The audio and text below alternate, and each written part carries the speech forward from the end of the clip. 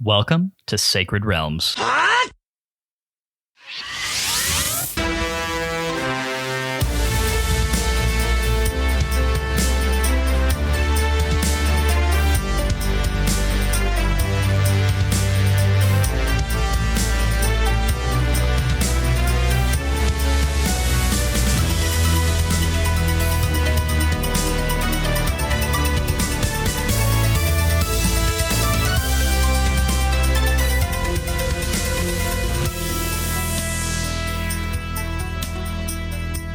It's a great day in Hyrule, y'all. Welcome to Sacred Realms, a Zelda retrospective podcast. I am your host, Lyndon Willoughby, joined at the turning point of the narrative structure of Phantom Hourglass by my co-host, Matt Willoughby. How you doing, Matt?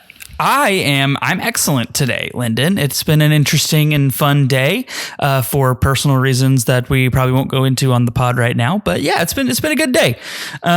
Maybe more to come on that later, personal life stuff. But you put something fun. You put something fun in the win column today. Yeah, it's always fun to put something in the win column, especially on it's felt a little less winny than normal lately. So it was a good one. Yeah. It's truly one of life's great pleasures. Indeed. Yeah. So good day, good section of game, I think overall. So some fun stuff to talk about. Definitely going to be fun stuff to talk about.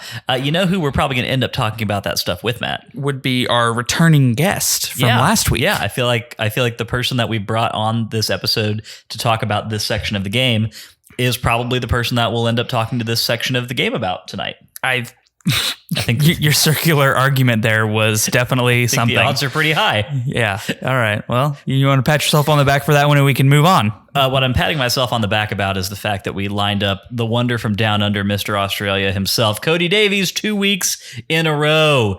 Cody, welcome back to the show. Well, actually, it was a 90% chance, but the 10% chance just triggered, so I'm actually Joshua.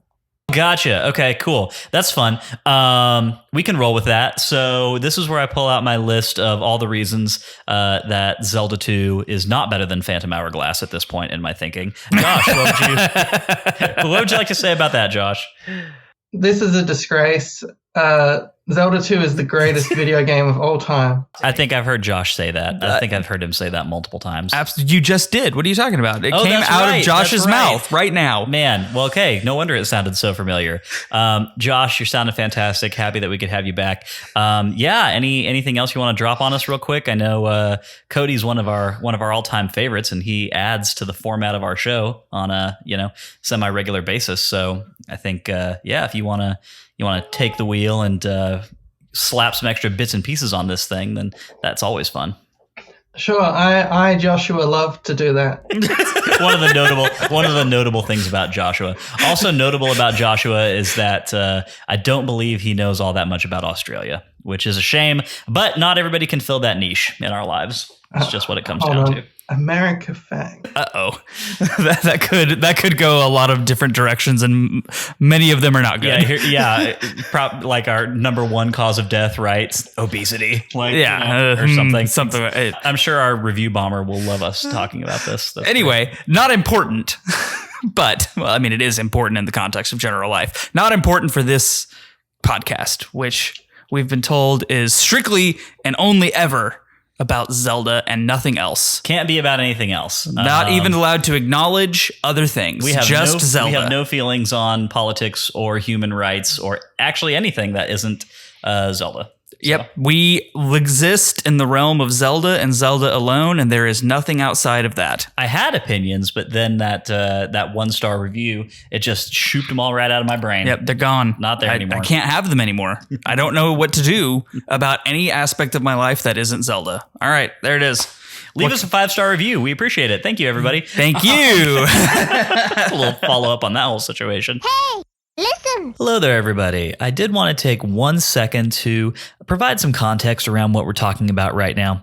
And I do want to say up front that one thing we're not going to be doing going forward is stopping down the entire pod to address any online criticism. We know that it's going to happen, and, we just can't be living and dying by that. But I did want to take a moment to address this one particular point of criticism and just to have or at least give a very quick statement about where Matt and I are at with this. So this entire last few minutes of the pod has been referring to a 1-star review that we got on Apple Podcasts, in which a listener gave us a lot of great compliments about the show, and then proceeded to give us some feedback that we spend far too often talking about things of a political nature. So for one thing, I feel like Matt and I really don't spend that much time talking about politics. We definitely don't have any intention or desire for this to become a political podcast. We're making a Zelda show. That's what we're here to do 100%. And we really kind of feel like every time that it has come up, it's been somewhat broad discussion, even if you can kind of tell the basis of our thoughts and opinions kind of between the lines of the things that we say. It's not our intention to stop doing that anytime soon. We feel very strongly that a necessary element of this podcast is for elements of our personal lives and opinions and attitudes and just the things that make us unique as individuals to come through. That's the whole point of this thing, is for us to be authentic hosts, bringing you content on something that we all care about on a weekly basis. Definitely not our intention to stir up any controversy of any kind, but we're certainly not going to adopt a policy that says we're not going to allow bits and pieces of other things in our lives to leak into this podcast. The exact same way that we might occasionally go off on a rabbit trail about Star Trek or Lord of the Rings, or drop tidbits about things that are happening in our personal lives, like upcoming weddings and things like that. By that same token, some weeks we drop a little joke or offhanded comment about something that's happening in the arena of politics that is relevant to our lives at the moment. We certainly won't be spending time dwelling on that, but it will happen from time to time. So if that is something that you feel is going to cause you to not be able to enjoy the podcast at all, then I'm sorry to hear that, but it's not something that we intend to change anytime soon. So just wanted to clear that up real quick. We hope that to anybody who doesn't 100% agree with all of our views, not that we're spending time pontificating on them, we hope that you can still enjoy this show. And if you find that isn't true, then we're really sorry to hear that. So that's just a quick statement on that whole issue, and probably won't be bringing it up again because we really honestly do prefer talking about Zelda. So let's get back to doing that. No, you know what? Josh is going to have his moment. We've got it sectioned off. We know when we can expect a little bit of Josh in our lives. We're very excited about that. What I am excited about tonight, though, is having a little Cody time in our lives. We got the front half of this doubleheader last week, and it left me wanting more, Matt. I just wanted more. Always want more, Cody. Cody, how have you been doing in the very short span of time since we caught up with you last? Good. Yeah, I've mostly been mentioned this prior to the recording, but playing some Pikmin 4, which released this week. So that's been a fun time, but I've also played Phantom Hourglass. Haven't had to play too much Phantom Hourglass since we last spoke, because this is a fairly short section, but I am all caught up. Is Pikmin traditionally a seller for Nintendo? Does it do okay for them? It does well enough that they're on number 4, so it's got its niche, but I don't think it's ever taken off in the way that that some of the other series have. It might be more like Fire Emblem was before Awakening, when it bloomed out into one of their main franchises. It's just sort of a fun series that its similarity to Zelda is that it's based on an experience of Miyamoto's, where, famously The Legend of Zelda was about how he loved to wander around as a child and, little caves and, stuff felt like big adventures. Whereas Pikmin, I think he just had an interest in gardening. And that's the magic of video games. I feel like if there is a subsection of gamer culture that would shell out bucks for a power washing simulator, then there's probably a fair number of people who would get into it for some S's and G's with regards to gardening, or the goat simulator. And there's also a farming simulator. So you have all these things. The trouble is, I don't think Goat Simulator. I think it really leaves a lot to be desired from the perspective of being a goat. Yeah, simulating a day in the life of an actual goat, which is a shame. That's really what I got into it for, and were you disappointed? I was disappointed. Man, I was really let down. I wonder what it's like to be a goat on a day-to-day basis. Well, like a well-tended goat, yeah. like not a wild goat, but like a domestic goat. Huh. Yeah, no, that's it. So I'm curious. I'm curious to see if the Switch effect, as people call it, has any I'm sure it will have an impact on the sales performance of Pikmin, but I'm curious to see just how much of an impact it really does end up having. It wasn't all that long ago that we had a new entry in classic Nintendo series Metroid out on the Switch, and that, of course, performed notably better than past entries in that series have done, to the point where it's actually having kind of a moment again. So could the same thing happen for Pikmin? I don't know. It's an interesting thing to think about for sure. Potentially. Look, the original Pikmin was on the GameCube, and then I think Pikmin. I'm trying to remember if Pikmin 2 was also originally on the GameCube, and then Pikmin 3, I think, was on the Wii U. I think it's mostly been on Nintendo's less popular consoles up until this point. So it might be that it does really well. Yeah.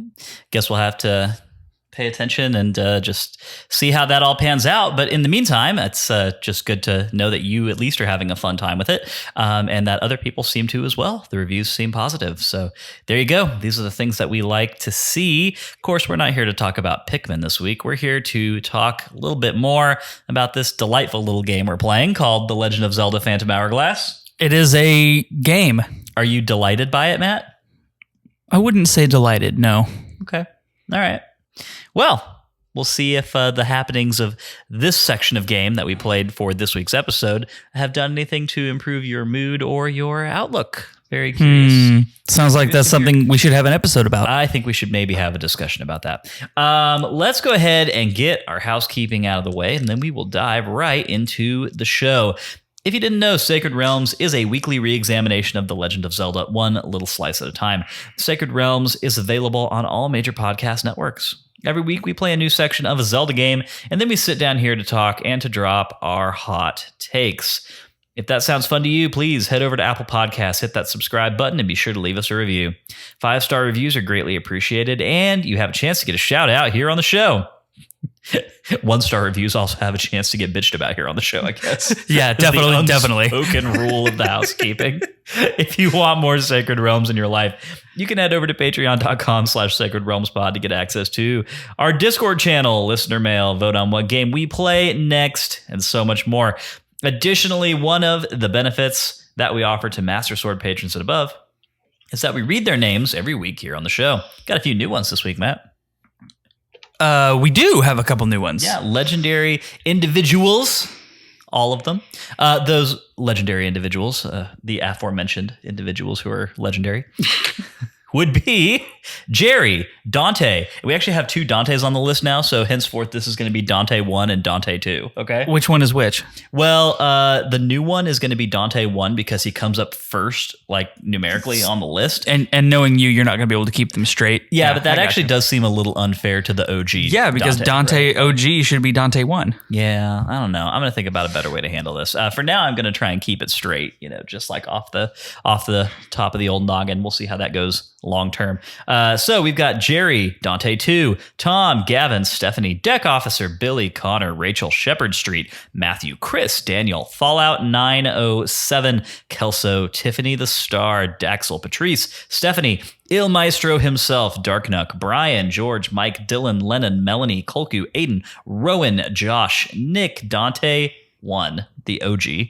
Not to say that we love him any more than Dante 2, right? We love all our Dantes equally. Gep, Brittany, Davey, Haru the Mighty, Derek, Albert, Mark, Andy, Cameron, Ben, Daniel, Nick D_TV, Travis, Christian, Jonathan, Hyrule Interviews, aka Max, Nichols, Garrett, and Drew.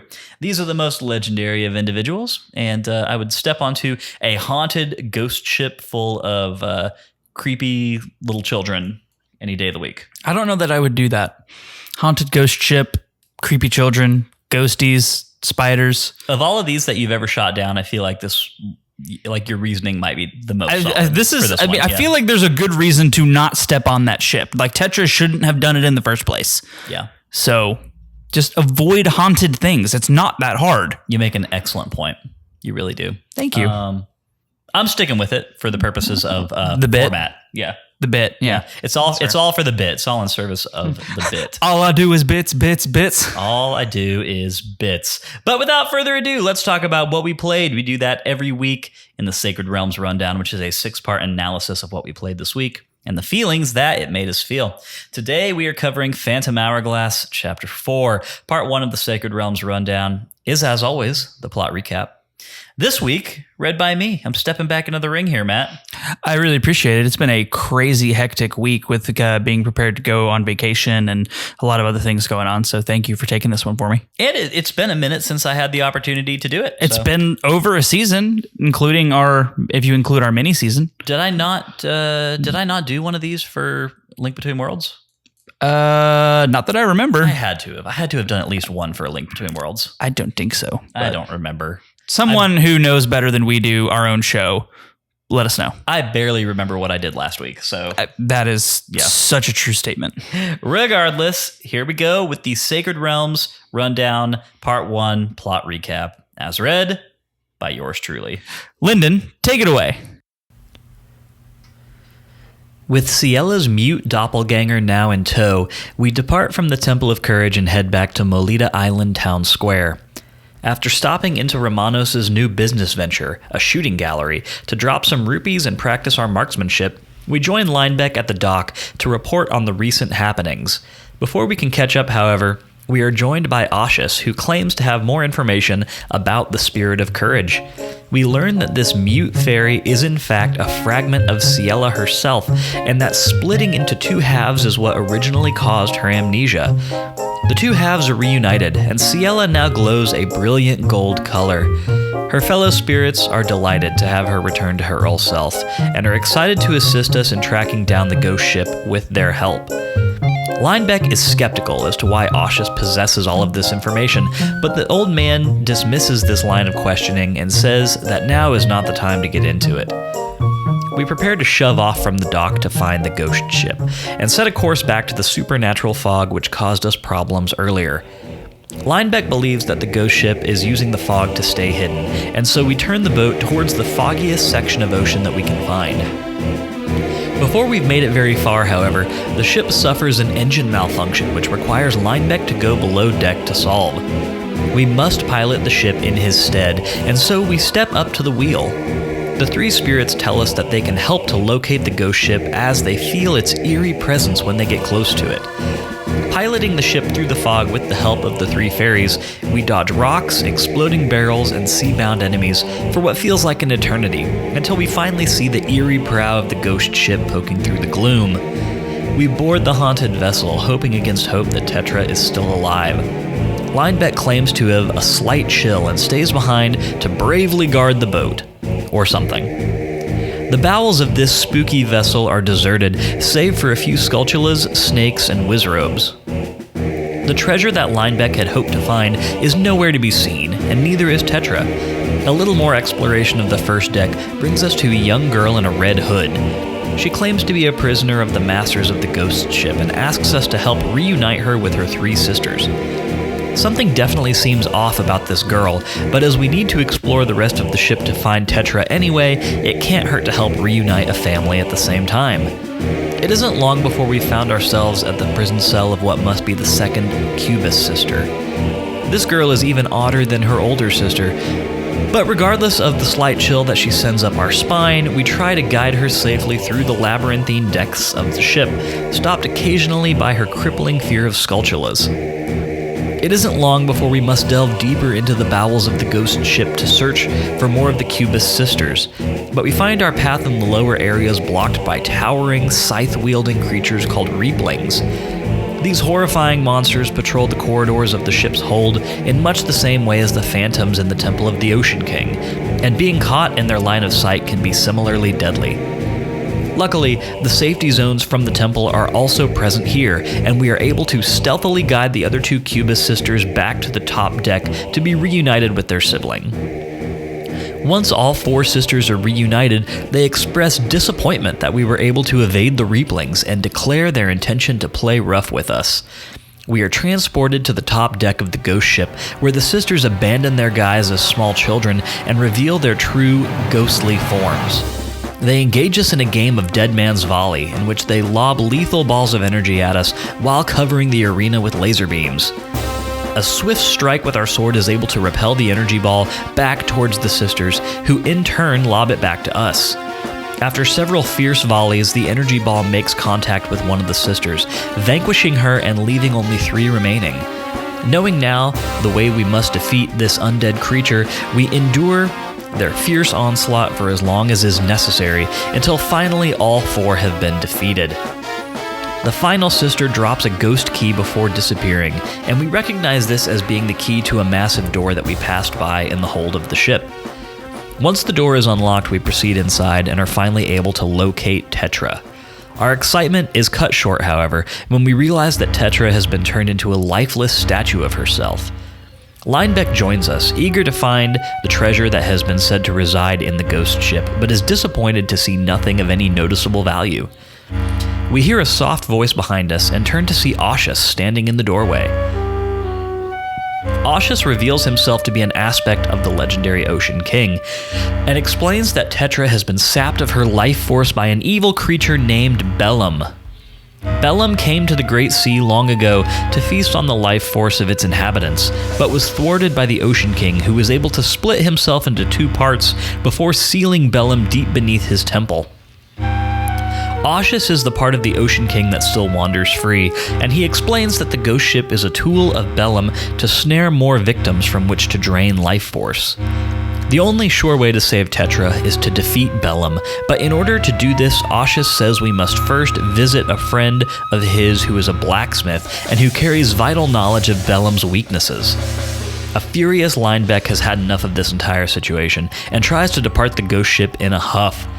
Aushus offers Linebeck the gift of 1 wish, if he remains bound to our quest, and this changes the opportunistic sailor's mind in a hurry.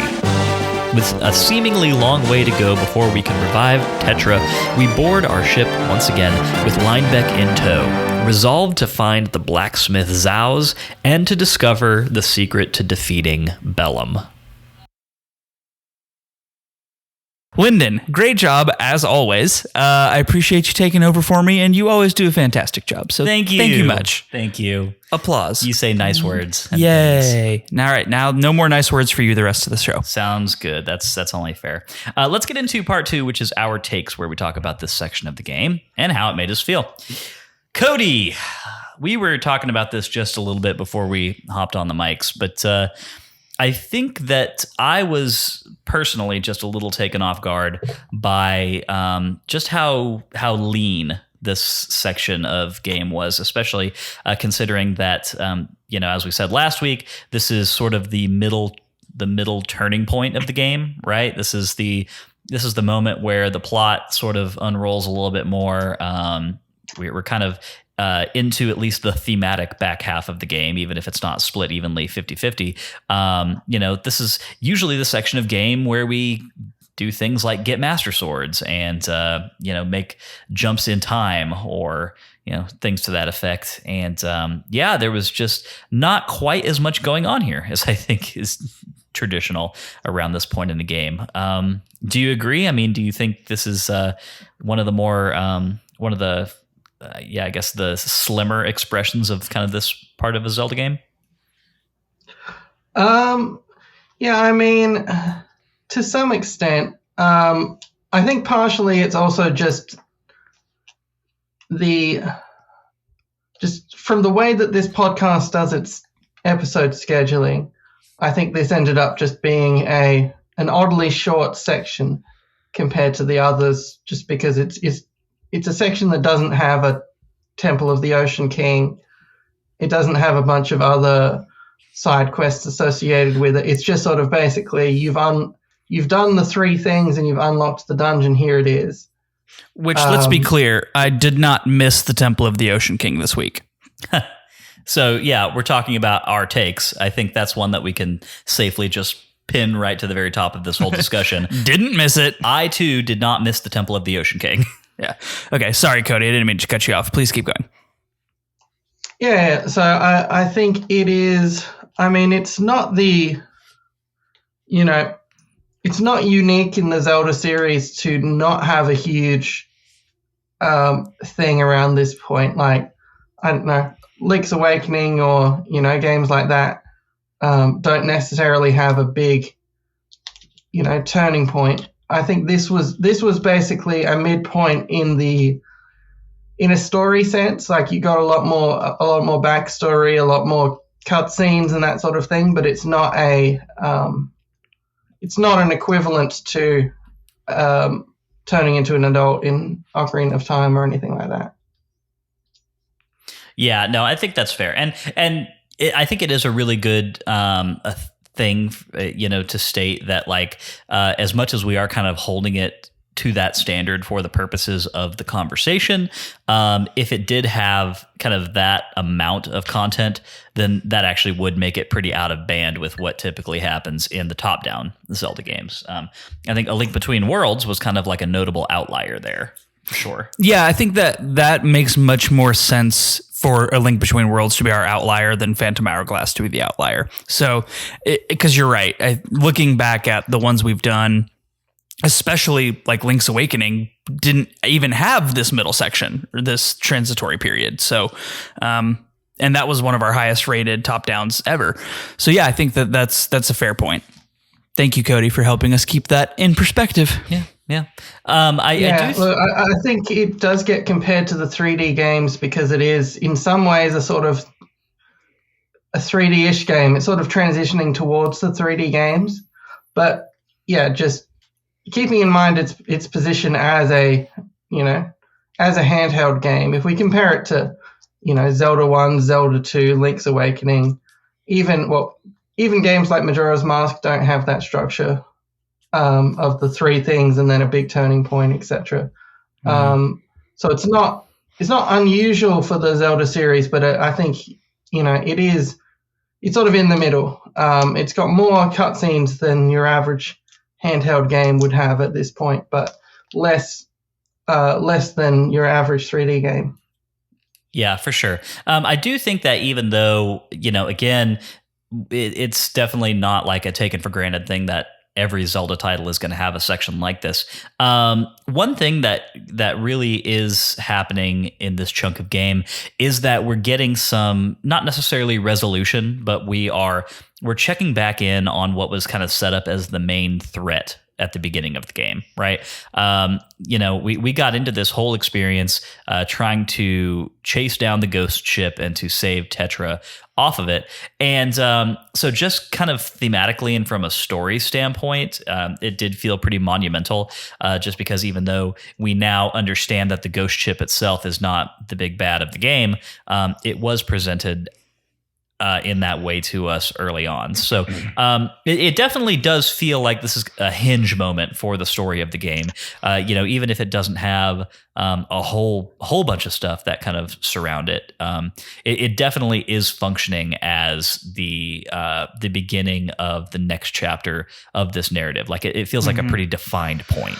So I actually want to kind of talk about that a little bit with you specifically, Lyndon. Is one of the things we've talked a lot about as a big pro for this game is it feeling like a very different kind of Zelda story. It felt more like Zelda as a place than Zelda as a formula, with the story feeling like a supernatural crime or supernatural mystery to solve. And we have in this section pivoted to not that and back into Zelda, big bad, Zelda / Tetra in trouble. Big bad needs to be stopped, and we're the only ones who can do it. And so, like, we've kind of gone the other direction with it. How do you feel about that in general, and specifically, how do you feel about that as opposed to feeling very positively about the different kind of story tone? Yeah, I mean, so just right up front, I will say that I'm not too particularly surprised. Just because I think that I think the writing was sort of always on the wall about. I mean, this is still a Zelda game, right? And I do think that we were always going to get to a point where it did just pivot more into like the question was never, oh, is this going to be a game with a big bad, like the one that we're kind of told about here.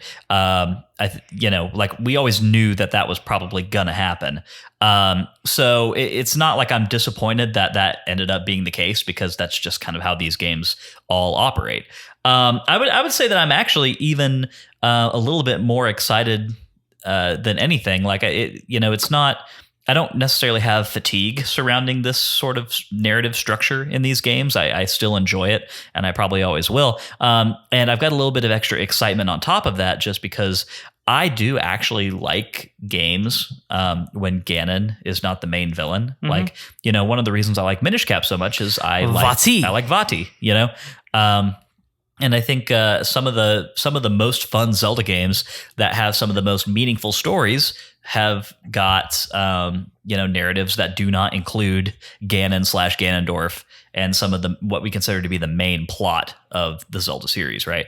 And so I was excited to hear about Bellum, and I was intrigued by kind of some of the explanations that we got for like what the establishing foundational lore of this game is. Like, we kind of learned a lot here, and all of those were things that I was interested to know more about. It's hard to say whether I think this is a net positive or not just yet, because at the point in the game we're at right now, Bellum as a bad guy is still very impersonal, right?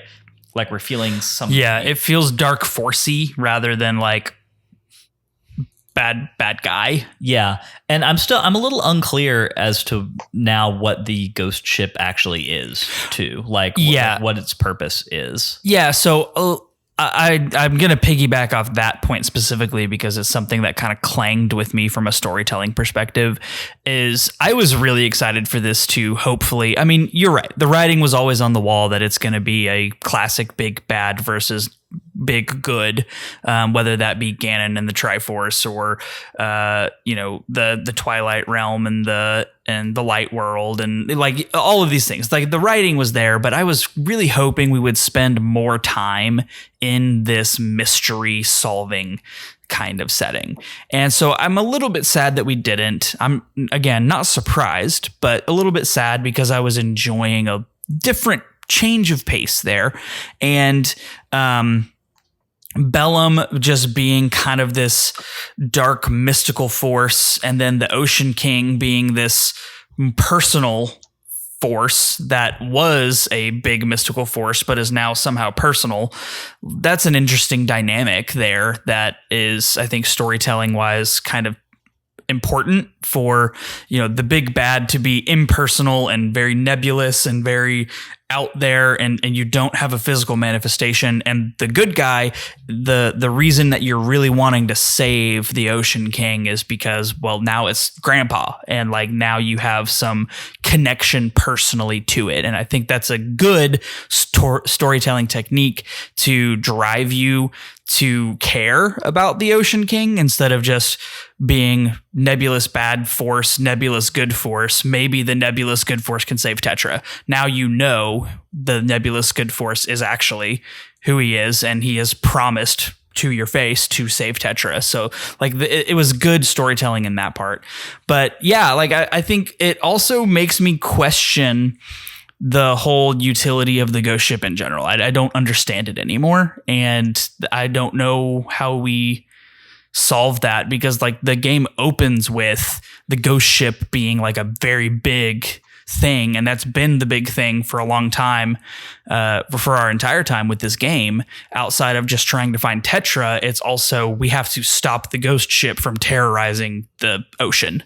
So like now but yeah, I just don't know where we go from here in that way. Yeah, I agree with all of that. I have some similar reservations as the ones that you're kind of saying right now, Matt.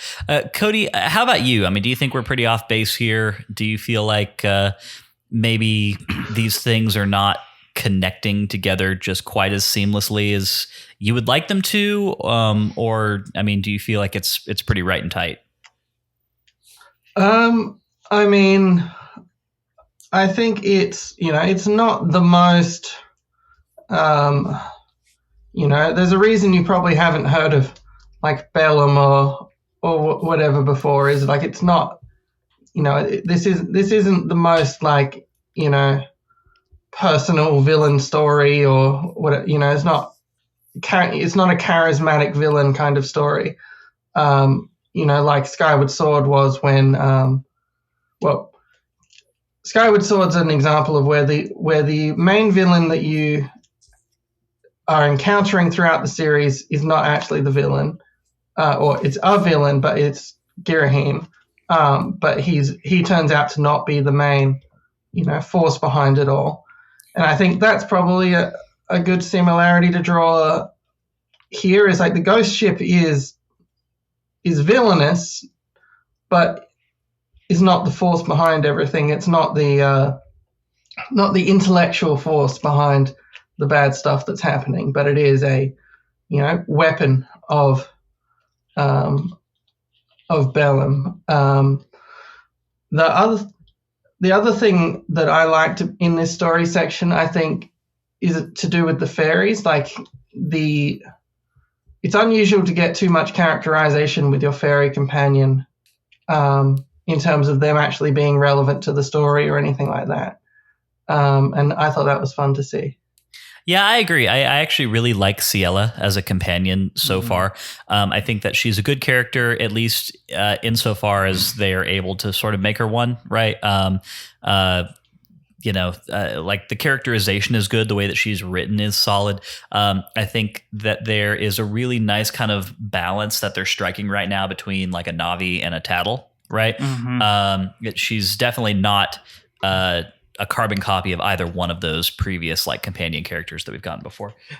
So I definitely really like Ciela, and there's some fun stuff that happens here with her as well, which was really fun. There's, I do think all of this business around like the splitting of life forces or whatever. I mean, basically, like you learn in this section that two of our main characters in this game have created Horcruxes of themselves. Like, I mean, that really is what happened, isn't it? Yeah. That's wild. Yeah. Except they control the Horcruxes. Yeah, right. And also, I don't believe that Ashius or Ciela had to murder anybody in order to pull this thing off. It's we certainly hope not. It's a much more benevolent act, I think, overall. But like, yeah, I do think, some of this is like, some of this plot delivery was just a little vague and tough to follow at times for me. But I got the gist of it, and I think I'm still here with the story. Like I'm still interested in it. I still think it's one of the better things that this game has going for it. Yeah, this is kind of an aside, but Matt, have you noticed that the fact that you don't have names at the top of text bubbles sometimes It's really throwing me off. Yeah. sometimes makes it really difficult to tell who's talking. No, I totally agree. I get that mostly in the Temple of the Ocean King in the last time we were there when you had all three fairies talking to you at one point or another.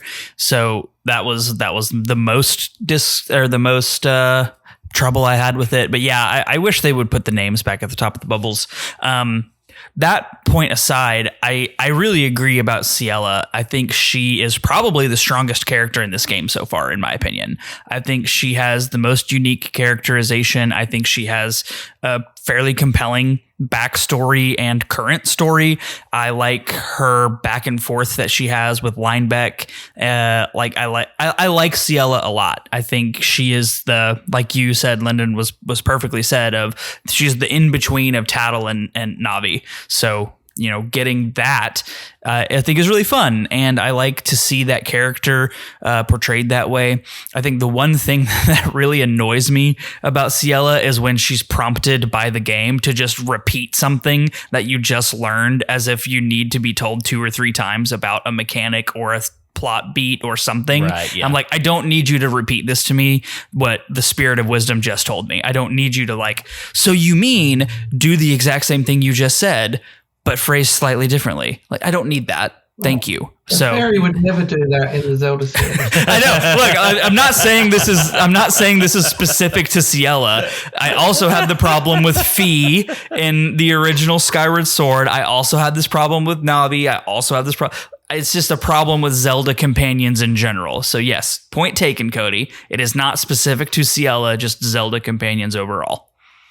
There you go. Cody, you get to put that one in the win column. Congratulations.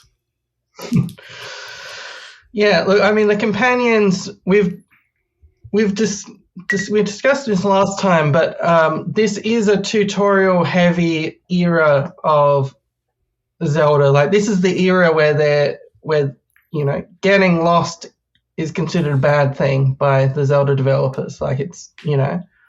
And partially that's because of the era that they're in, the Wii and DS era, and it's sort of and it's been happening since Ocarina of Time, and I think Navi in some ways is important, in a way that I think people don't appreciate as much when they're going back for the 12th time to play Ocarina, but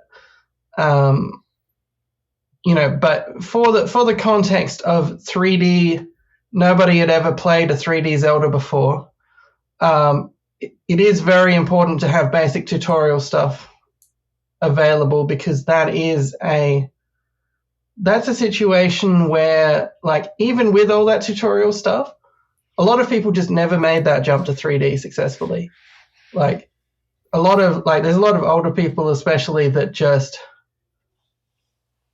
giving them 3D controls and that sort of thing, they're just confused. They just the 2D makes sense to them, but the 3D never did.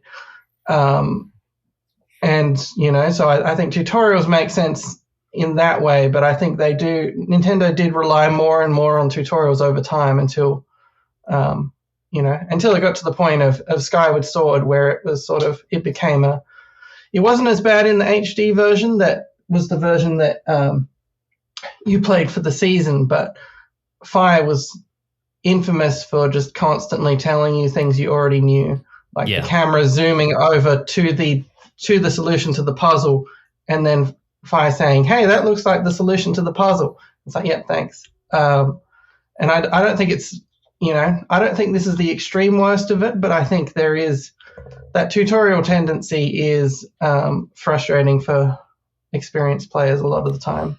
Yeah, definitely. I do think too, while we're talking about Ciela, and this is something we haven't actually mentioned before, I think one of the reasons that she actually feels pretty successful as a companion character is just because, by virtue of the fact that she's acting as your stylus pointer at every point in the game, she is just she feels present and immediate in ways that the companion characters sometimes don't, even if she's not personalized in those moments. She's still there, and I do think that it that does have an impact. I don't feel that way about her specifically. I don't really care that she's my pointer. I see what you mean by physical presence being a plus in this instance. I don't personally feel that way, but I could understand how someone else might. Yeah. Do you think there's anything to that, Cody? Yeah, I mean, I think someone in the Discord made the point that, you know, technically this is the first game where you're not playing as Link, because you're actually playing as the fairy and then Link follows you around, you know, wherever the fairy goes. You know, so in that sense, it is the most important a companion character has been. But, you know, whether that gives you an attachment to them is, I guess, up for personal experience. Yeah, for sure. And I don't want to oversell that point and say that just because Ciela is your pointer that you know, I've fallen completely in love with her as a character on that basis. Like, yeah, no, definitely not what I'm saying. But like, it's one extra thing, right? And I think even though the implementation of the stylus controls, as we've said before, is something that's like, well, it's not our absolute favorite. I do think that making your companion character an integral part of the execution of that mechanic is it's a good writing choice. Well, it's a very Zelda thing to do, for sure. Right? Yeah, totally.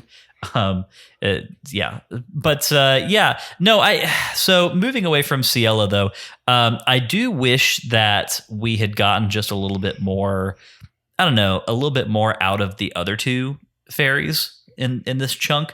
Obviously, you know, they all pitch in to help you find the ghost ship once you get into the fog. You've got that little mini game that they do where you're steering the ship. But I will say that I'm still a little unclear on exactly what they even are in the first place, right? Like, you know, they're fairies and they look very familiar to us for that reason. But now we know that they're kind of their own distinct thing. They're the spirits of these kind of these virtues, the classic Zelda series virtues, power, wisdom, and courage. But I don't have a good feel for exactly what they are, what their function is in the story right now. I mean, are they serving to like seal something? Are they like, I don't really know exactly what they're for. What I've kind of gathered is that they're like power amplifiers for the Ocean King. And since the Ocean King is currently trapped and beleaguered by Bellum, their power is also diminished. But we have to utilize their power in order to reach the Ocean King again. So like that's kind of what I'm taking from it. But yeah, I agree that their utility is moderate, and I think it's interesting that they stay with you but don't necessarily do anything for you. They're just in your pocket. Yeah, like what are they just hanging out in bottles, or like what are they doing down there? Like so just chilling. They do have gameplay utility. If you'd been very good about your little miscellaneous side quests and stuff, you may have already gotten to the point of 10 of the power gems. Those gem upgrades are like if you get 10 of the power gems, for example, you can have a fire attribute to your sword and that kind of thing. So like the three, the courage, wisdom, and power gems and stuff that you've been collecting do have a gameplay purpose associated with the fairies and that sort of thing. But it might be another little section or two before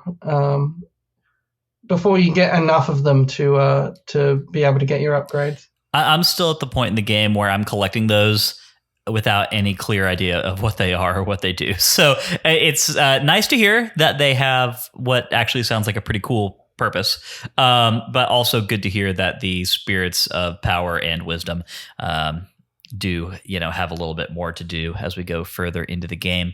How do we feel about the rest of the plot reveals here? I mean, so I think Oceus being the Ocean King was something that we kind of pretty much saw coming the whole time. Right? Was not surprising in the least. Yeah, it wasn't surprising at all. And they said that. They said, oh, you've probably figured this out by now. Or yeah, I appreciated that little turn to camera. Yeah. And this game actually does those little cheeky turns to camera pretty well. There have been a few moments like that. Linebeck has had one or two. The Ocean King has had one. And I find those moments charming. So it's always fun. But yeah, so definitely learn a little bit more about Oshus here. I do think even though I don't think I'm ever going to love the Temple of the Ocean King itself, I do really like the lore that we've discovered around that here, which is the fact that the Ocean King and Bellum are like sealed within its lowermost floors. You know, I think that's a pretty cool revelation. It gives some utility to the Temple of the Ocean King. It makes it gives it importance where it currently lacked said importance. Mm-hmm. Now that we've found the ghost ship, I guess it needed a reason to bring us back there. So plot armor, yay. Yeah. I still don't know exactly how I feel about Oshus as a character. He's got a bunch of, benevolent grandparent energy, which is good. That's like a good thing to strike. But I definitely don't know if there's as much personality there as I would kind of like there to be. I'm waiting to see how this all kind of unfolds. Like, yeah, the Ocean King being the character that we're supposed to be invested in and trying to save is something that I'm struggling with a little bit right now, just because I still don't like. I understand the Ocean King is supposed to be like the benevolent god of this section of the Great Sea, right? But I have no emotional attachment to that character, right? Or this section of the Great Sea in general. Right, yeah. So the stakes all feel a little low out the gate. They're all plot points. Yeah, more than stakes. No, I mean, these are all things that we're being told we're supposed to care about, right? Right. But I'm not necessarily feeling that emotional investment yet. What I am feeling emotional investment in is the same thing that I kind of came into this game with, which is I want to save Tetra. Like, I want to do more things involving Tetra. And Cody, I'm not asking you to confirm or deny necessarily whether or not this is the case, but like, it seems like what we have been told in this section of the game is that Tetra will be spending the remainder of Phantom Hourglass on the sidelines of things. And so again, don't necessarily tell me if I'm right or wrong about that, but like, is that, am I right to feel disappointed in that? I mean, that seems like kind of well, you're right to feel disappointed in that. I always think that they should do more with Zelda, but just putting it in perspective, Zelda has always been sidelined. Like either Zelda, like in the entire Zelda series, Zelda is either A, kidnapped, or B, their new trick is off doing something more interesting than you are, but you can't see it, which is their which they've used a couple of times now with Skyward Sword and Tears of the Kingdom. And I guess Breath of the Wild, she wasn't doing anything particularly interesting, but she was off doing something. But this is a part of the series that I think in general, and we will be, I guess, looking forward to Spirit Tracks. We will be seeing more actual. Spirit Tracks has the most actual collaboration with Zelda of any game in the series. But yeah, here it's not, I would have loved to see a game where the whole time you were traveling with Tetra as your, Yeah, I like Linebeck, but, it would have been nice to have Tetra and all that kind of thing as a more central force in the story, but, it's just not how Nintendo do their Zelda stories for whatever reason. Yeah, I think it feels particularly sour with Tetra in particular because she's such a different kind of Zelda. She's a more action-oriented. She's a more in the weeds. She's an actual pirate captain. Like she's done stuff and was doing stuff and then becomes the MacGuffin again. So like I think it feels more disappointing for that reason. But you're right. It's not unique to Phantom Hourglass in any way. And I like that you mentioned Linebeck because that is a point I hadn't really thought about is series, we traded Pirate Captain Tetra for self-absorbed, cowardly Captain Linebeck. And why couldn't we have just had Tetra instead? I feel like that would have been way cooler. I do want to say, though, because we haven't really talked about Linebeck yet this week, and I really am finding Linebeck and his character to be one of the bright spots of this game so far. I actually really enjoy this character. I really like Linebeck. He's kind of he's feckless. He's ineffectual. That's the way that he's written. He's a very specific kind of character. He's the cowardly blowhard, right? And I think that I understand why maybe that form of character is not as inherently interesting as someone like Tetra. But I just think that the way that he's written and especially the way that they like frame him and the way that he's animated in a lot of his cutscenes is just inherently very interesting. And there's actually some pretty great comedy associated with him as well. Like that moment at the very end of this section where he's about to peace out because he didn't find any treasure, right? And the Ocean King is like, oh, hey, by the way, if you come help me with this, then I'll grant you a wish. And then he's just like, all right, let's go. Boom, let's go. And then you cut into this like crazy heroic sounding version of his theme. He's just, all right, Ocean King, let's go. Let's go save the world or whatever, right? It was hysterical. Like I was actually laughing out loud when that happened. I thought it was really well done. I think Linebeck is a cool character who does stuff that Tetra wouldn't be able to, I guess, in the sense that Tetra has a completed character arc already. Like, you're not going to worry, is Tetra going to leave Link stranded on this island, or is Tetra going to run away, or, how much can you trust Tetra? Like, Tetra would just be there. There'd be some witty commentary. It would be good to have her, but, like, Linebeck, to be clear, has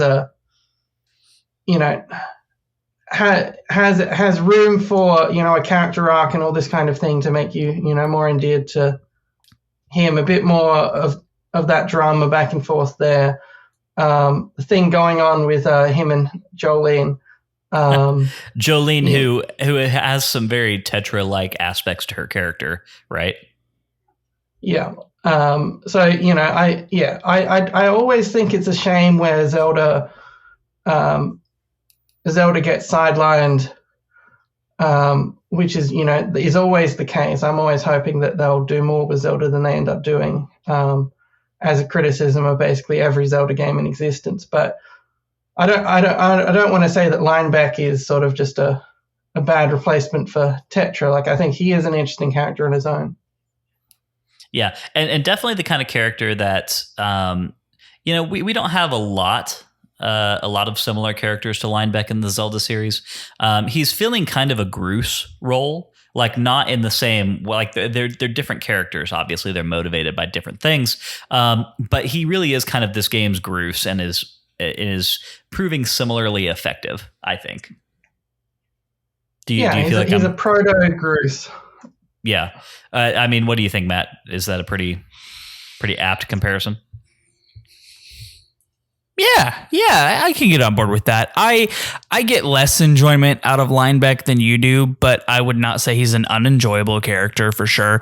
I didn't get a laugh out loud moment this week, but I got an actual little smile. So, I'll give him that. Okay. I think the cowardly companion has never been my total favorite. Groose was the blusterous guy who went from bully to good guy, which I think is why I liked him so much. But Linebeck's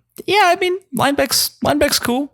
Yeah, Linebeck's cool. Yeah, to be fair, like Groose at this point in Skyward Sword's story hadn't turned into a good guy yet either. Like, that was for sure the reason that you like Groose is that over the course of the game, he goes from just a random bully into, someone, the heart of gold transformation, etc. And that's the story arc stuff that, that makes you feel for a character. And we're still clearly not at that point in any Linebeck story. Yeah, for sure.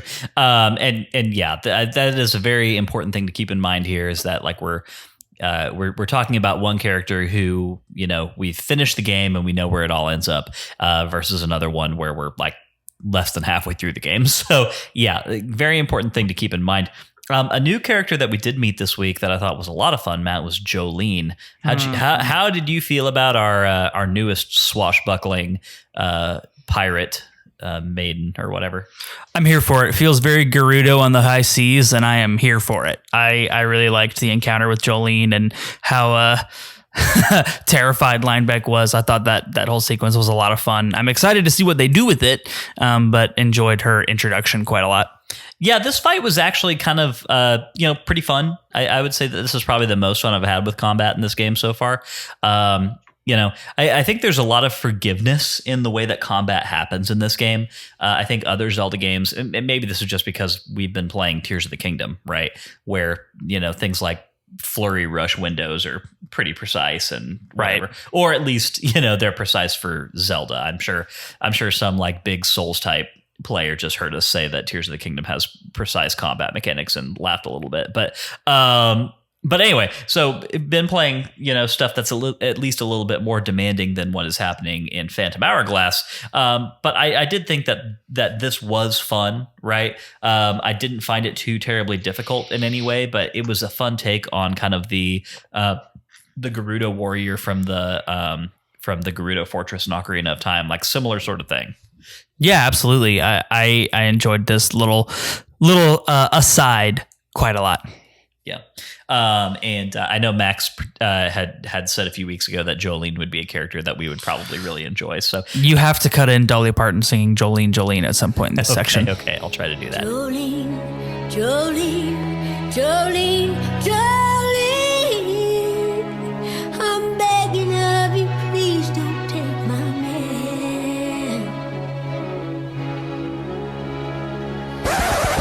But so far he's right. Yeah. Like you said, definitely curious to see where this kind of goes from here, but an introduction to a pretty cool character. I think really honestly at this point in the game, we don't have as great of a cast of characters as we typically do in some of the better installments in this series. And I think that has kind of started to come together a little bit now. Like, I would say we now have 4 or 5 at least interesting and fun characters, maybe 6 or 7 if you're counting some of the side questy stuff that happens in there.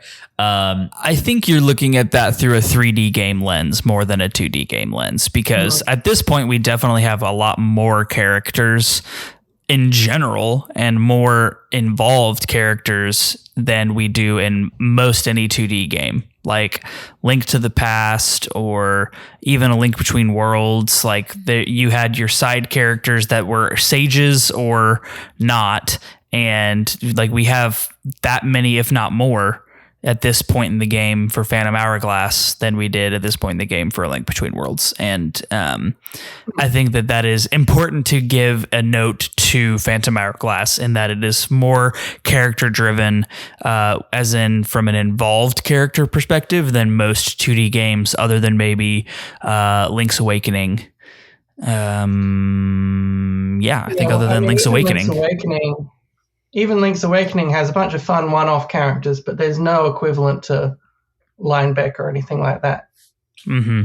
Yeah, I agree. Yeah, well, because at this point, I mean, like there's a fair cast of characters that I can name off the top of my head, right? I mean, you've got Linebeck, Ciela, Aushus, Edo, Jolene.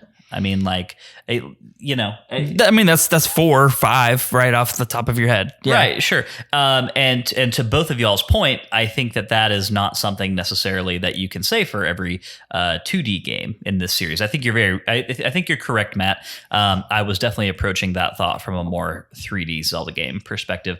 Maybe it's just because we had been chatting Skyward Sword, right? And so Skyward Sword was kind of on the mind. But I would say that the way that this game sort of handles its side characters is actually kind of similar to that, just in terms of like their impact, right? Like some fairly interesting people who pop in and out over the course of the whole thing. Right? Yeah, and I think it's an easy comparison to make, and it's one that's been made. Beetle, can't forget Beetle. And Beetle's around. It was one that's been made consistently over the course of the season so far. Is Phantom Hourglass feels a lot like Skyward Sword in some very specific ways, and I think that is true.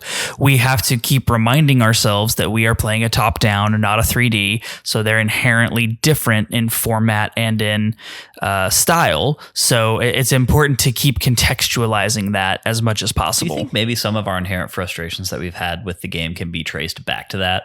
I really do think so, because you and I both like Skyward Sword so much, and the gimmicks that Skyward Sword has work for us in a way that the gimmicks this game have don't let's work not, for let's us. not put an umbrella statement over that. I'm not here to say that all of Skyward Sword's gimmicks work for me, but like, I'm not saying all of them work for you, but would you say that all of them work better for you than the net of Phantom Hourglass? so far, yeah. Yeah, like looking at just the net gimmicks of Skyward Sword work better for us so far than the net gimmicks of Phantom Hourglass.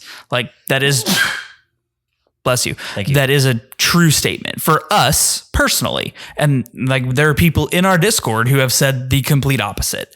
And, that's just kind of down to personal preference. And I think it is kind of a large portion of our annoyance or general level of dissatisfaction so far with the game is it's super gimmick heavy, and a lot of them we're just like not vibing with. Yeah, no, I think that sounds about right. Okay, so obviously, we've kind of covered a lot of ground, especially in regards to what we usually get up to conversation-wise in part 2. And I do think that is just because in this chunk of game, aside from some side questy stuff and the actual ghost ship, there's just it's harder to have a more focused conversation about everything that happened this week. So it really has just become much more about generally where we're at with the structure of the game and the underpinnings of the game and the narrative like construct of the thing.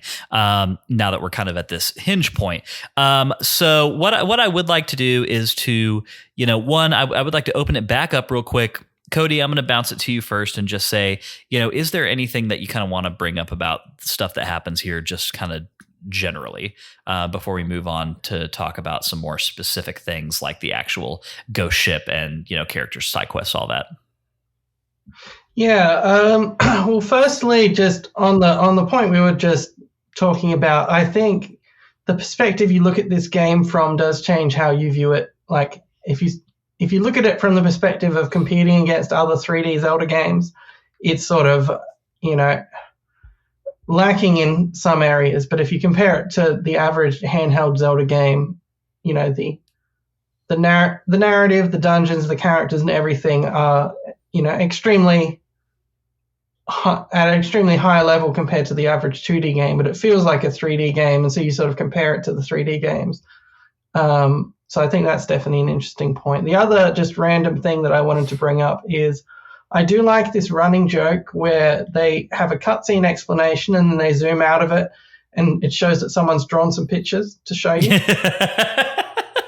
That killed me. I really did. I mean, it's a very goofy thing. But like, I agree. And I when I saw that Oshus was like presenting the story to us in that way, my first thought was like, oh, I hope somebody else does this. Like, I hope in the like final cutscene of the game, like before we go fight Bellum or whatever, he explains his backstory, and then you pull out of the cutscene and you realize that Bellum has been like holding up the construction paper cutouts to like tell you his story. Well, Lyndon, you can hope that. I hope it isn't true.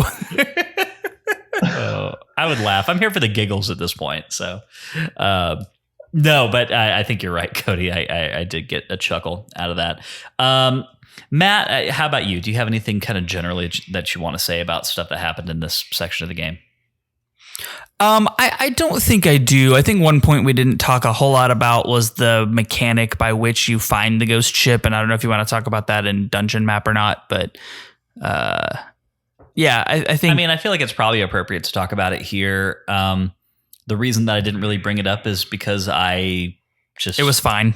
How much is there really to talk about? Like, it's it was fine, and I think in general, this section it continues the trend of fine or less than fine so far for this game for me. So I think I'll leave my general thoughts there, and we can talk about the dungeon, which was I have other thoughts on in a sec. Yeah. So here's a question I do have for you, Cody. I got the impression that there are one or two things that happen after you get out of the ghost ship. So obviously, like, the way we do this podcast, right, is when you get to the end of whatever your dungeon is for that week, you save the game, shut it off, kicks into the next episode, right? And I think that structure for us this week, I'm just the impression that I'm getting is that there are one or two things that happen after you leave the ghost ship that just thematically probably could have or should have been looped in with this week's content, as opposed to next week's. There is one little extra batch of story, I guess, that you, well, I won't say missed out on because you'll experience it next, but before you go back, to the Temple of the Ocean King again, etc., there is the, you go to this blacksmith's island, and he sort of explains the upcoming part of the plot in terms of, like, upgrading your master sword kind of thing. Well, I don't think it is a master sword. I think it's just Ocean sword. But upgrading your sword to become the phantom sword to defeat Bellum, etc. That traditional format. But that's the part that you would have missed if you just finished the ghost ship and then logged off. And I will say, I mean, in fairness, that's the kind of thing that does add a lot of extra excitement to a play session. And so, again, it's not like we're reading like walkthroughs or anything in advance. We don't know what's coming. So there's no way that we would have kind of known to have maybe made a format change to include that. But I think just is worth mentioning for the sake of the conversation that, like, hey, if we're talking about the hinge stuff, like where the story turns and all the things that come along with that, it does sound like probably the coolest thing to come out of all that is something that we didn't actually do, Matt. Yeah, I'm looking forward to seeing what this game's version of the Master Sword is, because that was something that I've thought about a lot this past week. Was like, I still have this dinky little beginner's sword, and when does that become something powerful enough to defeat a big bad, and how does that happen? Because that's a fun mechanic that I like in most Zelda games. It is. Yeah. You didn't miss a lot, but I think you did miss, I guess, the part where they explain where you're going next. So you might have felt a bit less lost as to, like, well, we're done with the ghost ship. What are we supposed to do? Because it did explain it, but, As soon as Ashish told us that he knew a blacksmith who knew of a way to defeat Bellum, I was sitting here thinking, like, okay, I see where this is going, and I'm excited about it. So definitely very happy to hop back into the game and to get an upgrade to my offensive capability, if nothing else, before too long. Mm-hmm. Matt, you know what I have for you? Tell me. I have a conversational prompt. I like prompts. Are you ready for a prompt? Yeah. Cody, are you ready for a prompt? I'm always ready.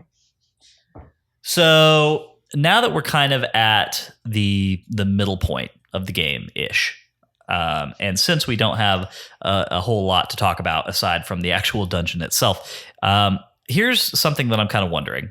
We have spent a lot of time talking, Matt, about the things that have disappointed us so far in this game. Some of the reasons that we're finding it hard to just make it click in the way that we really want to.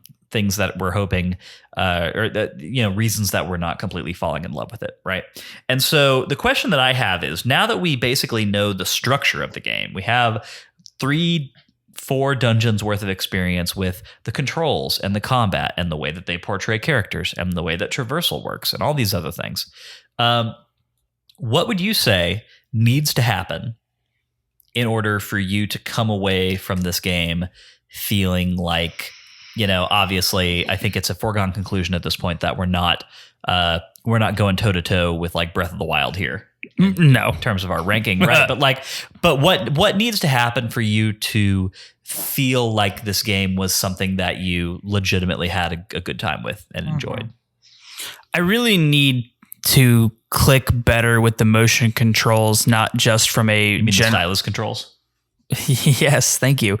I need to click better with the stylus controls in a way that is like, I'm fine with it for exploration and for basic combat and item usage now. What I'm still struggling with is anytime I have to fight anything harder than a red chew or a keys. And that was pretty evident in the boss fight of this section. And I think I'm going to need to find some way to make this work for me and not be a constant detractor for stuff like that.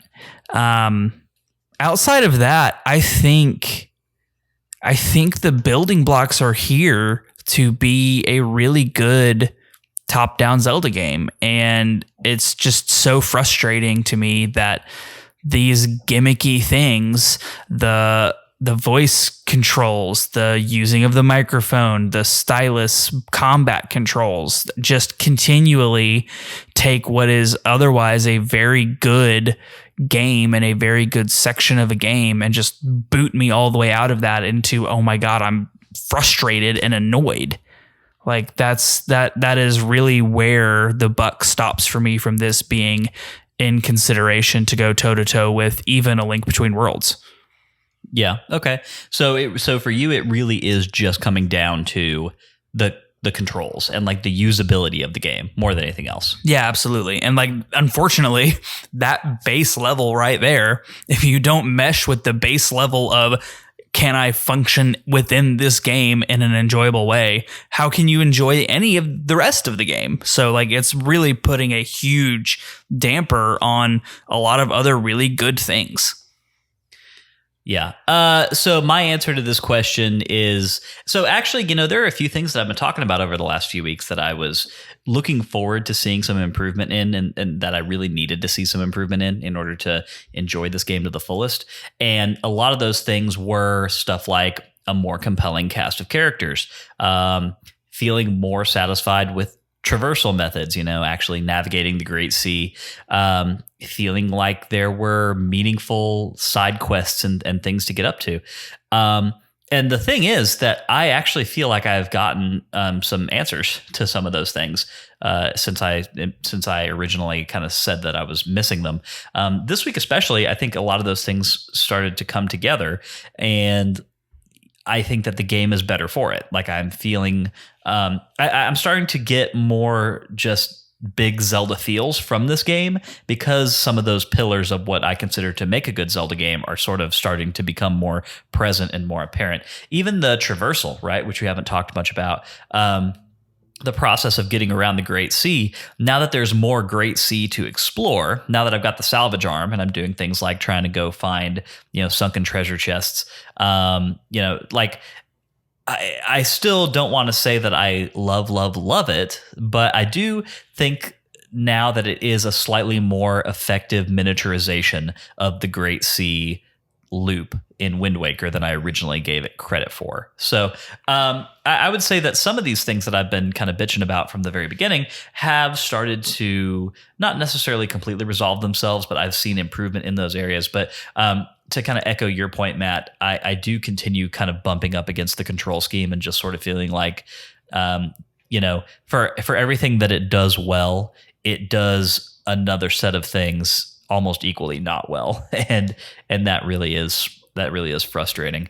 Cody, for somebody who's beaten the game and knows how all of this ends up and knows what what experiences are kind of waiting for us as we go further into it, I mean, what is this conversation sort of doing for you? Like, are you hearing us talk about these things and thinking to yourself like, oh, well, there's light at the end of the tunnel? Or is it one of those things where it's like, if we haven't clicked with it at this point in the game, we probably are not going to?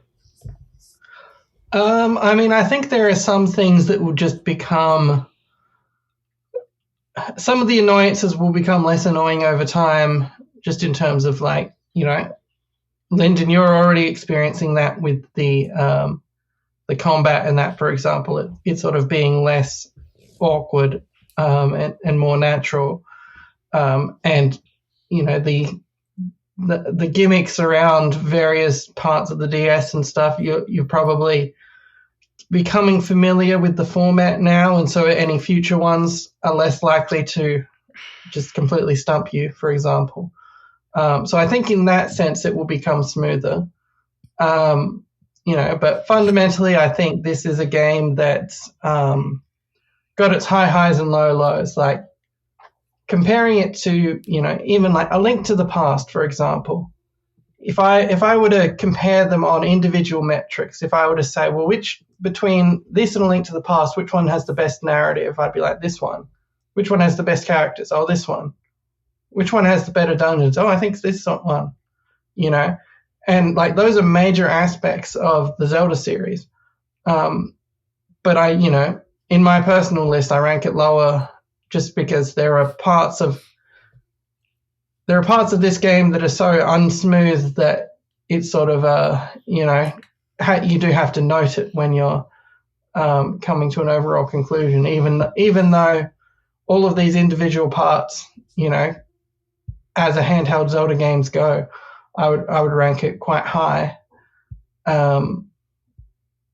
It's something that, I think there's just some, I don't know, the combat and that, I think if you're not gonna, I know Matt's still not really enjoying the combat and that, which is a shame.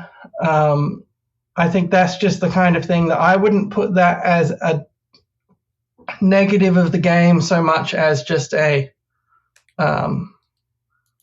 generational gap or something, like just it not being what we're used to kind of situation. So I don't hold that against it on a sort of objective level, but I think it is something that you do have to, on a subjective level, you can't go past it, Mm-hmm.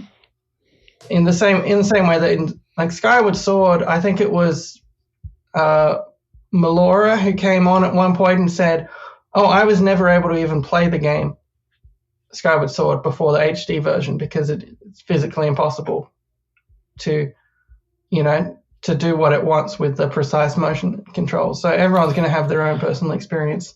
Yeah, like I think I told Lyndon in maybe the second week of this podcast, like if we were not doing this game for the podcast, I would have stopped playing at this point. And I just I have no interest in doing it anymore. And I can honestly say the only other time I felt that was Zelda 2 Death Mountain. And that's weird for me to feel that way about a Zelda game. I ended up coming around to Zelda 2 meeting the premise of our podcast. The premise, just to restate for anyone who may be new, the premise of our entire podcast is we do not believe that there is such a thing as a bad Zelda game. It is there are less good Zelda games than other Zelda games, but all Zelda games are good video games in general. And Zelda 2 challenged us a little bit in that, and currently this game is challenging that for me. And I haven't quite gotten to the point where I'm willing to say that this game meets our premise. I think I'm much closer this week than I was last week, and I hope that continues. I think it's only going to need another 1 or 2, maybe 3 instances of that kind of feeling to put it over that hill. But no, the second week that we were playing our second episode, I was just about to be just done. I was not enjoying my time had I not been doing it for the podcast. So, I get now more than I ever did why people got off the Skyward Sword bus when they did. And why they did. I get it now. I didn't used to get how the motion controls could be so off-putting for someone that they would quit an entire game, but now I do understand that in a much more real way. That's really fair, Matt, and I think that really does put a lot of this in perspective.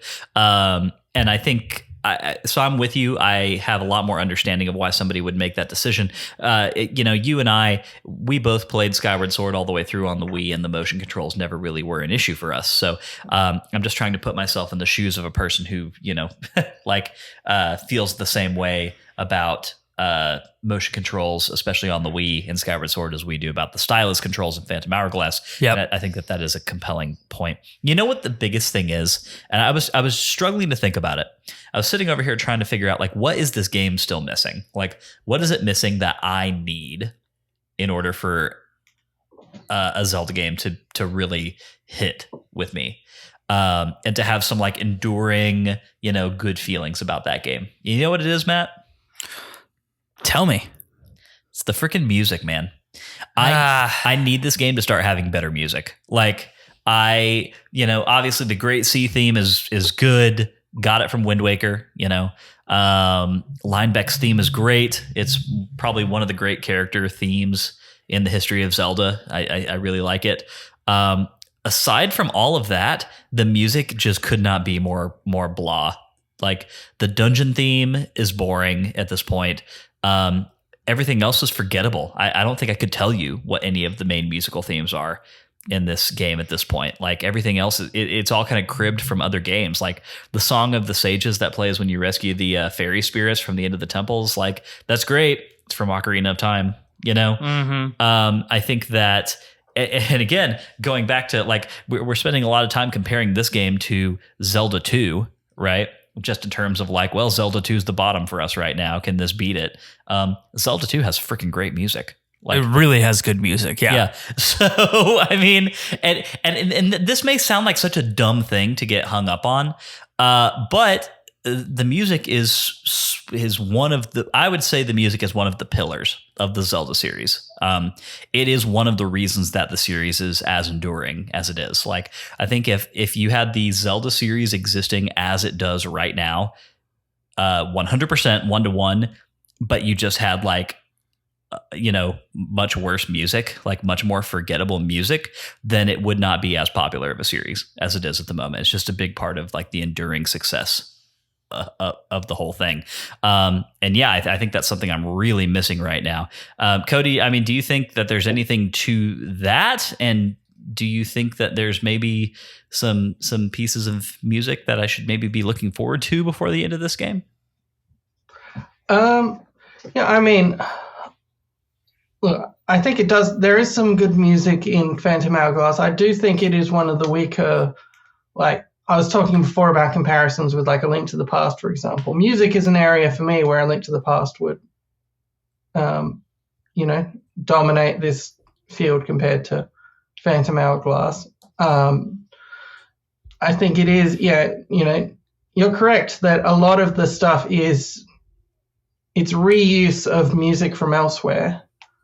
And which is good to some extent. Like it's fun when a familiar theme crops back up again and that sort of thing. But and I loved A Link Between Worlds soundtrack, which was basically just a remixed A Link to the Past soundtrack. But yeah, Phantom Hourglass is not particularly memorable as soundtrack goes. Nostalgia should always be a supplement to great things, not the base for that. And I feel like this game is leaning musically and honestly kind of setting wise into piggybacking off of other games that were great and trying to turn that into this game's good thing as well, like the Great Sea naval exploration coming straight out of Wind Waker, and then most of the music cues being from other games. Like it's taking those things from other games to an extent that is, I think, not letting the game stand on its own in the good ways that I wish it was. Yeah, it doesn't have as much of its own identity, is I think what it all kind of comes down to. Yeah. And that's tough to overcome. It really is. But definitely looking forward to seeing what happens in the back half of the game. Cody, do the dungeons start having their own themes as you kind of get into the later ones, or is it just like, do the dungeons all have the same soundtrack throughout the entire game? I don't actually remember. Well, that's not encouraging. Yeah. Look, I mean, I haven't played Phantom Hourglass for like 10, 12 years or something like that, probably. Like I sort of, so I'm not fresh to it, but I am sort of remembering things as I play back through it for the podcast. So those kinds of details I couldn't tell you probably, but yeah, I think, look, it's a good point about the things that are too similar. I think that was a criticism of this entire era, that basically after Ocarina of Time, they just kept chasing it. And that led to more and more the formula being stuck in the same place and all that kind of thing. And I think this is partially due to its handheld nature. It is sort of a Wind Waker mini thing in a lot of ways, and I think that's led it to not really having much of its own identity as a soundtrack in that as well. Yeah. Well, we'll keep an ear to the ground or to our DS in regards to the music situation, see if it pans out. But anyway, that's an epiphany that I've had about my overall thoughts on this game and where they come from. Live on the air. This all happened just right off the cuff. Happy that you could all be here for it. We're all very happy for you and your revelations. Yay. All right, y'all. Let's go ahead and get out of part 2. We've actually kind of spent... I was about to say, we've spent an hour and a half on parts 1 and 2. Which is weird because I was really expecting it to be very short, but the problem is like it really just kind of ended up becoming a check-in on the game, just like generally, which I'm glad we did. Oh, yeah, we didn't talk about anything to do with actual things that happened during this stretch of the game that we did, because there wasn't any. It was sort of... Yeah, right. It's yeah, that was very sparse. Well, I think it's probably time to actually start talking about those things. We're going to do that in part 3, which is the dungeon map, where we analyze this week's dungeon from mechanics to music and more. This week's dungeon is the Ghost Ship, as Cody just mentioned, the thing that we did. All right. So, and in some ways, I think it feels actually kind of generous to call this a dungeon, right? Because mostly what this is just a few extra floors of the Temple of the Ocean King, essentially. Like, even though it's not located in that physical space, if you took this entire thing and just put it a floor down from what we've already done in Temple of the Ocean King, then nobody would have batted an eye, I don't think. Except for the fact that there's a boss at the end of it, you know? And an interesting boss. So, oh yeah, sure, yeah, definitely. Also, we encounter the most classic of Zelda mechanics. Absolutely, tennis. You got to play tennis. I think we get a version of everyone's least favorite mechanic in any video game ever, which is the perpetual escort mission, combined with stealth mechanics that are introduced in Temple of the Ocean King. So. Yeah, definitely an interesting one for sure. Yeah. Look, so one thing that I think is kind of nice about the setting is that aesthetically, there is something that's really fun about being in the hold of the ghost ship, right? Mm-hmm. Yeah. I think that they are able to kind of capitalize on that insofar as the DS allows them to do, which is fun. I do think there are some things that do make this environment feel creepy in a way that the Temple of the Ocean King doesn't, right? Some of it is just, what are they called? The replings. Yeah, those things are scary. Yeah. A lot scarier than the phantoms. Yeah, so they're creepy. We have haunted little girls in this section of the game. They were not even sneaky about being haunted. Like, I would have much preferred had this been a more... I didn't know that these were the bad guys right out of the gate. But like immediately I was like, yeah, these are the bad guys. Yeah, no, they were terrifying. Like from moment one that I was just kind of like, yeah, I'll help your sisters find you again. I knew I was just like, I'm assembling the boss right now. Like I'm putting the boss back together. Telegraph this harder for me. Please don't, actually. I mean, I enjoyed, like, if you're going to have an escort mission, I think it's a fun twist to have an escort mission where the escort is actively trying to get you killed. That's fair. Like, several times there's because there's a couple of hints that they give you that are wrong. like, the opposite of what you should be doing. Like, oh, why don't you try opening this treasure chest? And then that treasure chest that they suggest spawns an extra reapling, and it's got like a rupee in it, the classic rupee that makes you lose money. I hate rupees. They're so dumb. And then there's one where it's like, don't shoot them in the back with an arrow, because they wouldn't. It's like, that's not a very nice thing to do or whatever, and that's actually a hint to phantoms as well in the Temple of the Ocean King, like that shooting them in the back with an arrow is a thing you can do that they tell you not to do. And then they just, whenever they see a spider, they scream loud enough to summon all of the reaplings. Yeah. And I do want to be clear. I wasn't necessarily looking for any actual surprise here. Like, I'm not saying that I'm disappointed because I knew, what was happening from kind of minute one here. I actually think that it's like it's fun enough, right? I think that it's just talking about the whole situation of like having to reunite the sisters and the fact that they're actually the boss and all these other things. Like, I think that it's portrayed in a way that is like, I don't know, child friendly, scary, which is neat. It all felt kind of the same way that like Pokemon Tower does in Pokemon Red and Blue, right? Like it's oogie, but kind of benignly oogie. And so, the tone of all of those things was pretty fun. I think it is sort of difficult to get past the fact that like, yeah, it's an escort dungeon. And that's really all it is.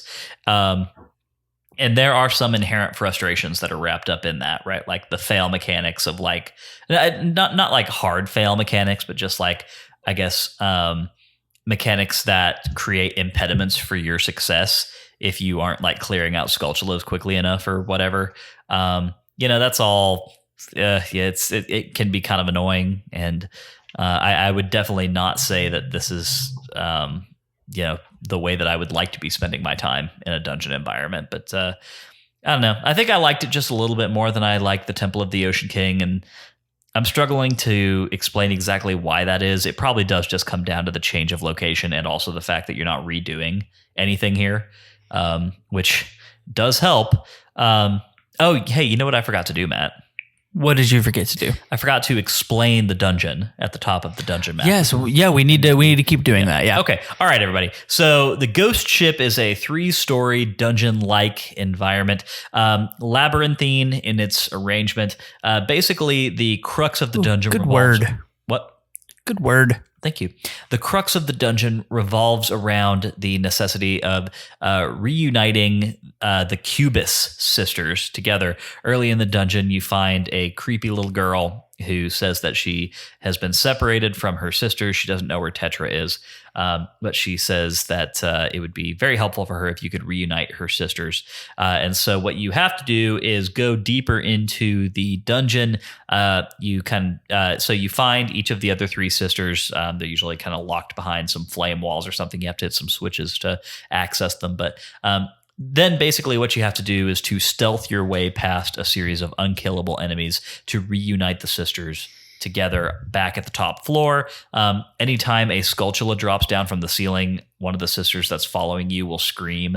You have to kill the Skulltula and then go talk to the sister in order to get them out of this like freeze state that they go into. It does feature immunity platforms that hide you from the Reaplings, which function the exact same way as phantoms do in the Temple of the Ocean King. You do not lose health when you're not on those, like you do in the Temple of the Ocean King. Like the Phantom Hourglass is not something that is actually contributing to the experience here, which is probably for the best, honestly. But it all culminates in, of course, when you reunite all 4 sisters together, they coalesce into the boss, and then you have to kill the boss. So that is the Ghost Ship. And I'm sorry I didn't do that right up front. I will try to be better about that.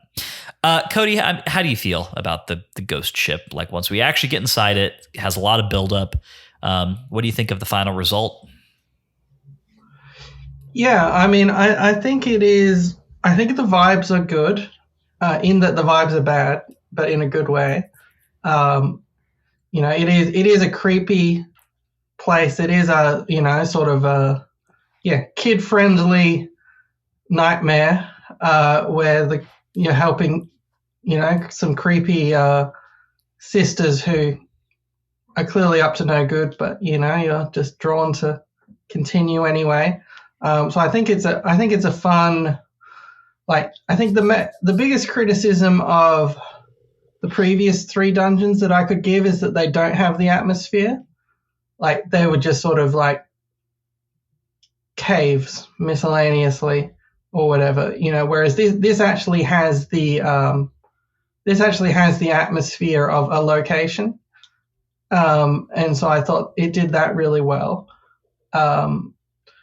The actual dungeon is sort of a combination Temple of the Ocean King style thing with an actual dungeon, because in Temple of the Ocean King you're not doing combat or that kind of thing, or necessarily solving puzzles or anything, but here you are. So it does have the traditional elements of a dungeon. It has a puzzle that has this one really, really clever puzzle that I forgot how to do, so it was a bit of a head scratcher for a while, where it's like, here's the order that you pull these levers, but it wasn't just pull them in this order. It was write the numbers on the screen, and it will actually help you solve the puzzle. I don't know how you two went with that puzzle. Okay, so I was incredibly frustrated, just to be plain about that. I still don't get it. I still don't understand how to solve this puzzle. I looked it up. Like, I really did, because after a few minutes of me like having read the tablet and it's like, oh, pull the things in this order. I'm like, okay, cool. I can do that. So I went. Also had to Google that one. So I went and pulled all the switches in that same order. Nothing was working. It was one of those moments where I was just like, I don't get it. Like, what am I doing wrong here? And so can you explain the solution to me again, Cody? Because I still just really don't understand. All right. So basically,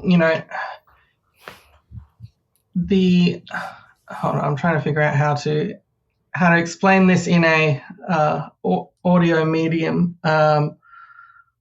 But basically, it lines up with, if you have the numbers on the screen. Hold on. If you write the numbers down from left to right, the way that they're portrayed on the tablet. So you go to where it is on your map and you notate 2, 3, 1, 4, 5 or whatever it is. You follow that sequence instead of, so like what I did the first time was I numbered them in my head.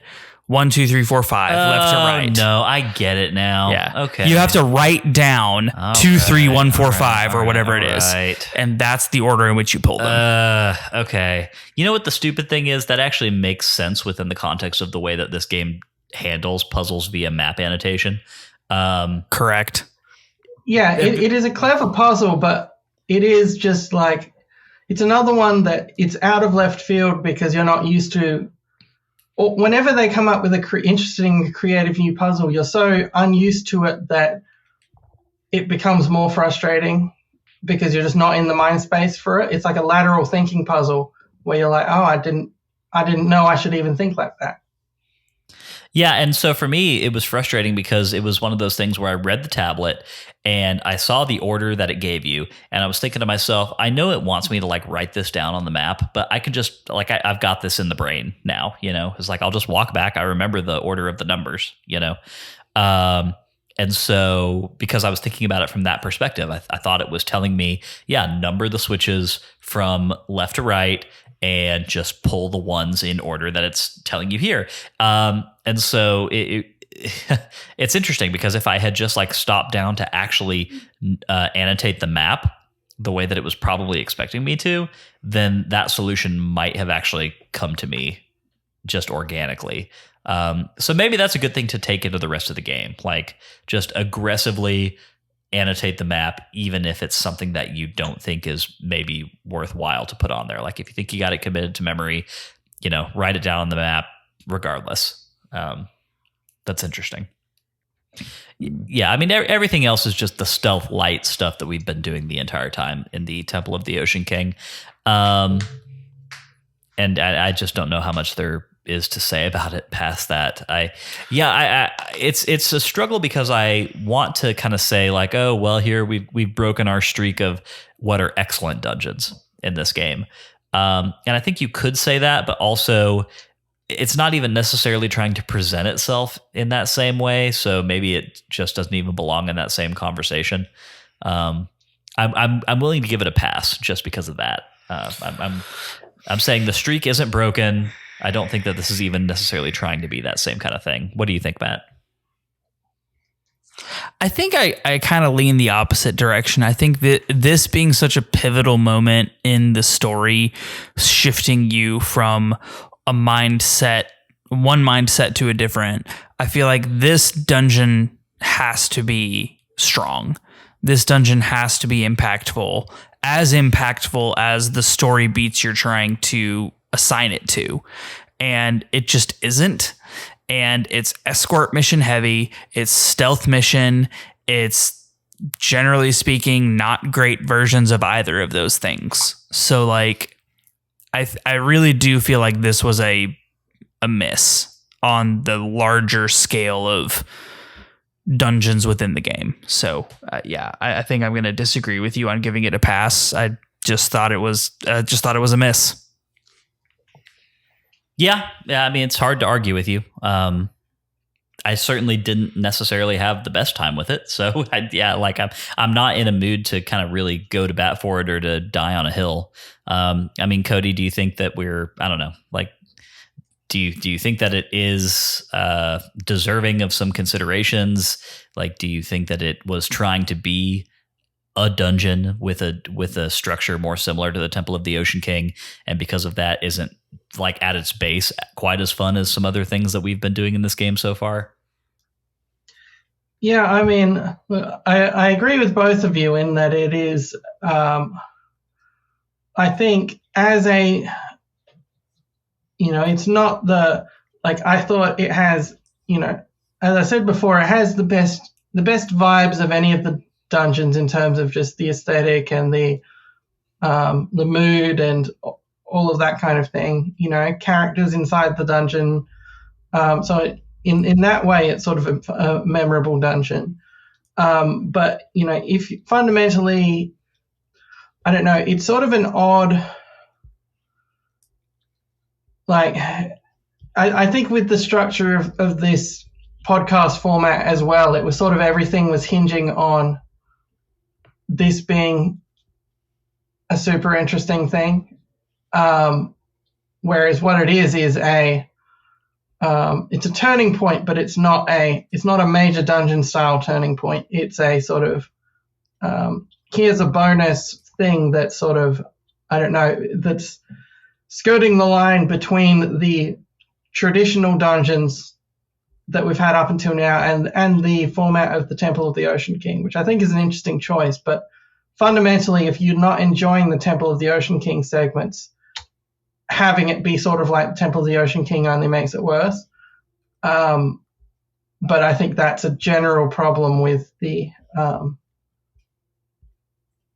Temple of the Ocean King. That, I don't know. Yeah, so I think it is I think it's a fun little section where, there's some interesting vibes and stuff, and then it tells you a bunch of story content and that. But I don't think it's a big deal beyond that. Well, one thing that it definitely has that the Temple of the Ocean King does not have, at least as of right now, is a boss fight. And as Matt kind of mentioned a minute ago, I personally think that there is, a case to be made for this being a pretty great Zelda boss. I personally thought that it was a lot of fun. I think that there are some frustrations that come along with just the inherent way that combat works in this game and how imprecise it can be sometimes, coupled with movement especially. but I do think it was a pretty great time. Matt, do you want to give us a quick summary of the boss and what happens in there, and then also maybe give us your initial thoughts about it? Yeah, so the four sisters that we save turn into basically four Poes.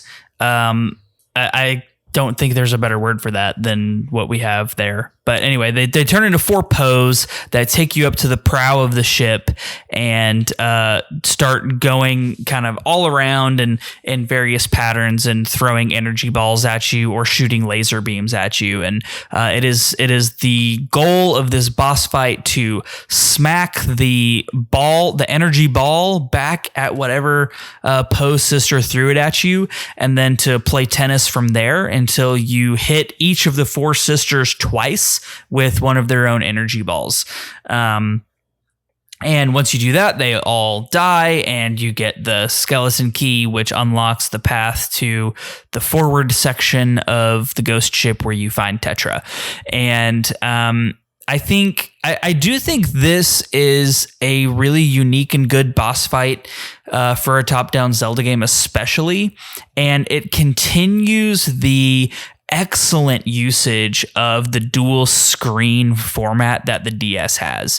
That is one thing that has been really, really well done for the most part in this game, is utilizing both screens on boss fights. Like it's been unique every time. It's been seamless. There's not any lag between top screen and bottom screen, which I kind of expected there to be, especially in this fight.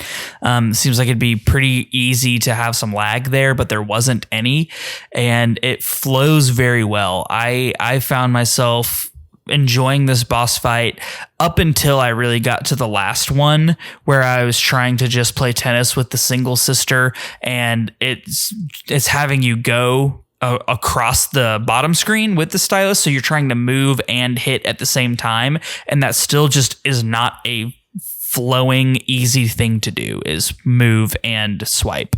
So until I got to that point, I really, really enjoyed this fight quite a lot. Mm-hmm. How about you, Cody? How do you feel about the Cubist sisters as a boss fight? Yeah, look, I think it's another great boss fight. I think boss fights are legitimately the area where Phantom Hourglass is in the running for, being a top 5 ranker in a list of Zelda games or something like that. Like, consistently, the boss fights are unique and interesting, and make use of the structure of the DS, but in a good way. And I think, this is another classic of the tennis, except it's sort of you've got the space for a long tennis, because you've got they're on the top screen and you're trying to respond on the bottom screen. I think this is just a great era for bosses. Because Twilight Princess, the game that released, I think, like a year before this, also has some really notable and fun boss fights. And I think they really get into some good boss stuff around this time. Yeah, I agree. I think they're batting 1,000 on bosses in this game so far. This one was really fun as well. Control issues notwithstanding, Matt, I think everything you said is correct. The flow of kind of moving and then doing a quick swipe is sometimes difficult, and I don't like that. But there's enough forgiveness in like hitboxes and homing of the projectile to where it's fine. You can work your way around it. But I think just from a theme standpoint, this is really fun. Fighting these Poe sisters basically on the deck of this haunted ship is really cool, and the atmosphere is great. And I completely agree. I think one of the great things about the implementation of the top and bottom screen in these boss fights is that it's not done in a uniform way from one to the next. Like, they find kind of new ways to handle that between all these different boss fights, different perspectives, different functionality. And I think that's really cool. I think that shows a level of like original thinking innovation, just given the hardware that they had to work with. That is the hallmark of some of the better experiences in the Zelda series, right? Like we all know each Zelda game has its gimmick. This game seems to have, multiple, but of all of those, I do think that the dual screen setup is the one that they're probably leveraging the best, honestly. Totally agree. Yeah. So good vibes and feels all around. I think that we can pretty safely go ahead and call that done on part 3, y'all. Both of you feeling good about that? Yeah, I feel pretty good about that. Okay. Yeah. All right. Well, then let's get on to part 4, which is Bloopy Trails, where we talk about interesting things that diverted our attention this week. I'm going to go first. I didn't do a whole lot, but I did drop a ton of rupees on the shooting gallery minigame, which opens up in Romanos' house on Molita Island after you come out of the Temple of Courage. I love a shooting gallery in a Zelda game, and this one I actually found to be pretty fun. It is difficult. Like I actually had a hard time with this, and I did not get to so I think the score that it tells you it wants you to try and get to just at base is 1700. And I'm not sure what you get at that score. I don't know if it's a heart piece or whatever, but I couldn't get there. I played the game 5 or 6 times probably, and I got close once or twice. But it is just difficult. It is difficult, and good reflexes are required, and you have to have a really good run, because the way the game works is that so you've got ghost signs and you've got little girl signs, and you have to shoot the signs with an arrow. If you hit a ghost sign, then you get points. If you shoot a little girl sign, you lose 50 points. And the way that the game is structured is that it's incentivizing you to not miss shots. So if you shoot 5 ghost signs in a row, then you're now getting 50 points per hit instead of 10 points. But that multiplier goes away as soon as you miss an arrow. So ideally, the way that this would work is that you get to that ×5 multiplier, and then you just keep hitting the signs over and over and over, and you're getting 50 points every time. Now, easier said than done. I was not managing to do that. And also, it was kind of tough to not be shooting the little girls. It's like kind of a lot going on, and it is split between the 2 screens, right? So you're shooting on the bottom screen and the arrows are going up towards the top screen. And so I think this is one instance where that dual screen setup is maybe like... I think it made it harder than it otherwise would have been. Yeah. I think you're right. It is a lot to visually keep track of. Like, there's a lot of things going on in this mini game, and having to split your visual focus between 2 screens, because you've got to watch where the signs are popping up on the top screen, and then you have to, on the bottom screen, be keeping track of like where you're tapping the stylus in order to shoot arrows in the right direction. So kind of a lot going on. But overall, I thought actually one of the better implementations of the shooting gallery minigame in the series history, right? Like Ocarina of Time's are really fun, right? And this one is kind of similarly fun, and I will definitely go back. So I guess the highest compliment that I can give it is that I will be going back to try and hit that top score. Like I will be spending some time trying to get to that point. How about you, Matt? So I spent a lot of time on the ship sailing shooting minigame.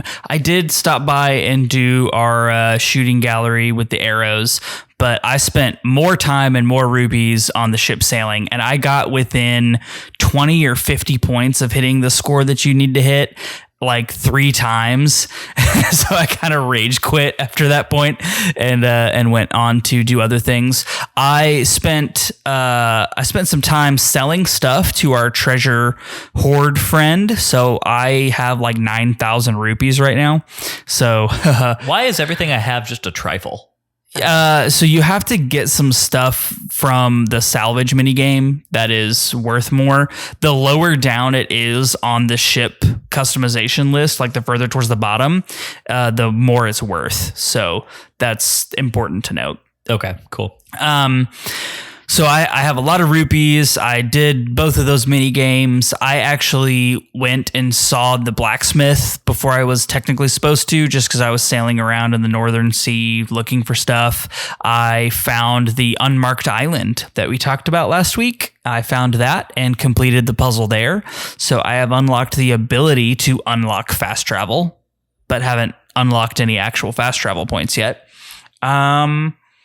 Yeah,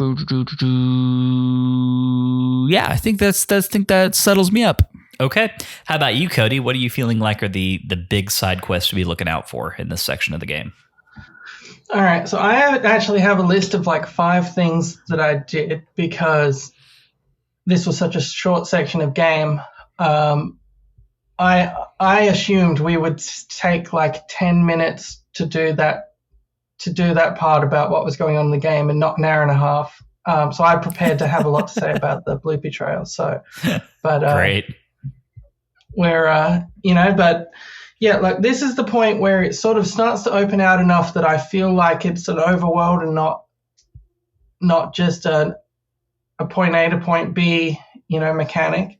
Because I did a whole bunch of stuff. I did both of those mini games, the boat shooting, the Salvador game, and the archery game. I was quite good at the boat shooting one. Once I figured out that you can just hammer some of those targets that are worth 10 points and hit them like 15 times if you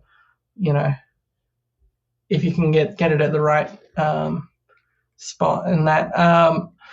I also unlocked the remaining fast travel points available to me because you have to unlock each, wherever you see a frog, you have to unlock that section of ocean. So I think there's 3 frogs that you would have available to you on those two sections of map. And so that was good. I got my fishing rod. I unlocked fishing.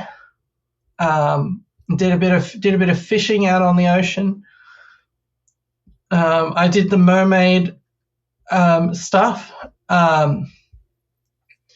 where and I delivered a letter from the postman to the mermaid. Because the postman showed up and then read out the letter to the wrong person, just breach of privacy, just read out loud. That annoyed me so much. I thought that was so ridiculous. He's not good. He's not good at his job. But this is not in an area of the ocean covered by the Rito Postal Service. So I guess they have to just depend on these people. Whatever this guy is. Yeah. Yeah. And there's some really funny stuff with the mermaid who is Jolene's sister. So if you haven't done that, I think it's definitely worth doing because you actually get a bit of character development on Jolene. Yeah, I got the letter this week, and I actually know where Jolene's sister is. I've seen her splashing around up the island where she's hanging out at, but I just have not had a chance to go and follow up on any of this. So that's probably going to be priority numero uno for me next week because I'm interested in it. Yeah. So yeah, there's a bit of character development stuff there, so that's worth doing. I also met Friedel, the internet connection item swap guy, who is useless now because they've turned off the servers. So this tragic figure was part of a mini game where you could leave like a ship part or a treasure in a pot, basically, and then you would come back later and you would have swapped with someone who was online or that kind of thing. And so that mechanic just doesn't work anymore because they turned off the internet servers for the DS a while back. It might have still worked when the 3DS one was active, but that got turned off like 3 or 4 months ago, I think. But yeah, he's a fun character, but sadly it's an aspect of the game that is no longer functioning because it's an online connection one. Well, when I run into this person in my actual gameplay, I will I'll shed a single tear and pour one out for this character who at one time served a very functional purpose and now has nothing going for them at all. Yeah, no, it's tragic. But yeah, he's on the main island, by the way, or he's basically he is on the way to the Temple of the Ocean King. There's like a cave there, and I had noted down on the map there a little arrow symbol because I was like, there was a point with an eye that I could shoot with a bow, but I didn't have a bow yet, so I noted that down. And that lets you through an extra section of the cave, etc., leading you to this guy who no longer has the function. But yeah, he's a fun guy, but yeah, tragic for him. So I think that's about it for my Bloopy Trails this week. I did do a whole bunch of side questing stuff. Made some money, bought some stuff. I've got a weird ship at the moment because it's a combination of all various parts that I've bought, but it hasn't really come together as a normal looking ship yet. Matt, are you spending any time or energy trying to accumulate ship parts? No, I'm mostly selling them. Yeah, I'm not really either. I think that's mostly just because like none of the ones that I'm finding are striking me as being like cool enough to bother with like putting on my boat, you know? I don't know if there's like an ultimate badass, like most incredible version of this boat that you can be working towards where it just looks like, you know, the coolest ass thing that you would ever want to take out on the ocean. But I'm not getting that impression so far. And in the absence of like a functional benefit to doing this, like, you know, plus attack power on your cannon or, you know, double jump height or something, like any of those would be kind of neat. But it does have functional benefits. There are parts that are cooler than others. I have a couple of like demonic ship parts or whatever that are quite dramatic looking. But the functional benefit is basically that's how you increase the health bar of your ship. So if in the later stages you're having trouble where you're taking too much damage or whatever and your ship sinks or something like that, that's what that little mini game is about. But it's not a required part of the game, but it is something that if you've been collecting them, you can gradually sort of create a more sturdy ship. Well, that is good to know. And you know, like I say, I'm just the right aesthetic away from actually, you know, kind of strapping something onto my boat. If I get a piece to drop that looks particularly wonderful, then we'll go to the shipyard and I'll throw it on there. But for right now, it's not something that I'm really spending all that much time or energy on. I think that probably about does it for Bloopy Trails. Let's go ahead and get into part 5, which is Z targeting, where we lock on to fascinating characters or enemies that we happen to cross. Matt, how are you feeling about Z targeting for this week? I'm going to take the Cubis sisters because they are one of, I think, only 2 characters who pretend to be allies, then become enemies, and also their name being a variation of succubus, but them not being the general actual succubus, except maybe in the fact that they're tempting you with something, which is Link being a hero and having a hero complex. Yeah, I thought they were interesting enough characters and led into a really good boss fight. So I'll take the Cubis sisters. Cool. How about you, Cody? Got Z targeting for us? Yeah, I mean, well, special shout out to Friedel, the internet connection guy, but he's not going to be my pick because he is useless. So sorry. I'm going to go with the fake mermaid,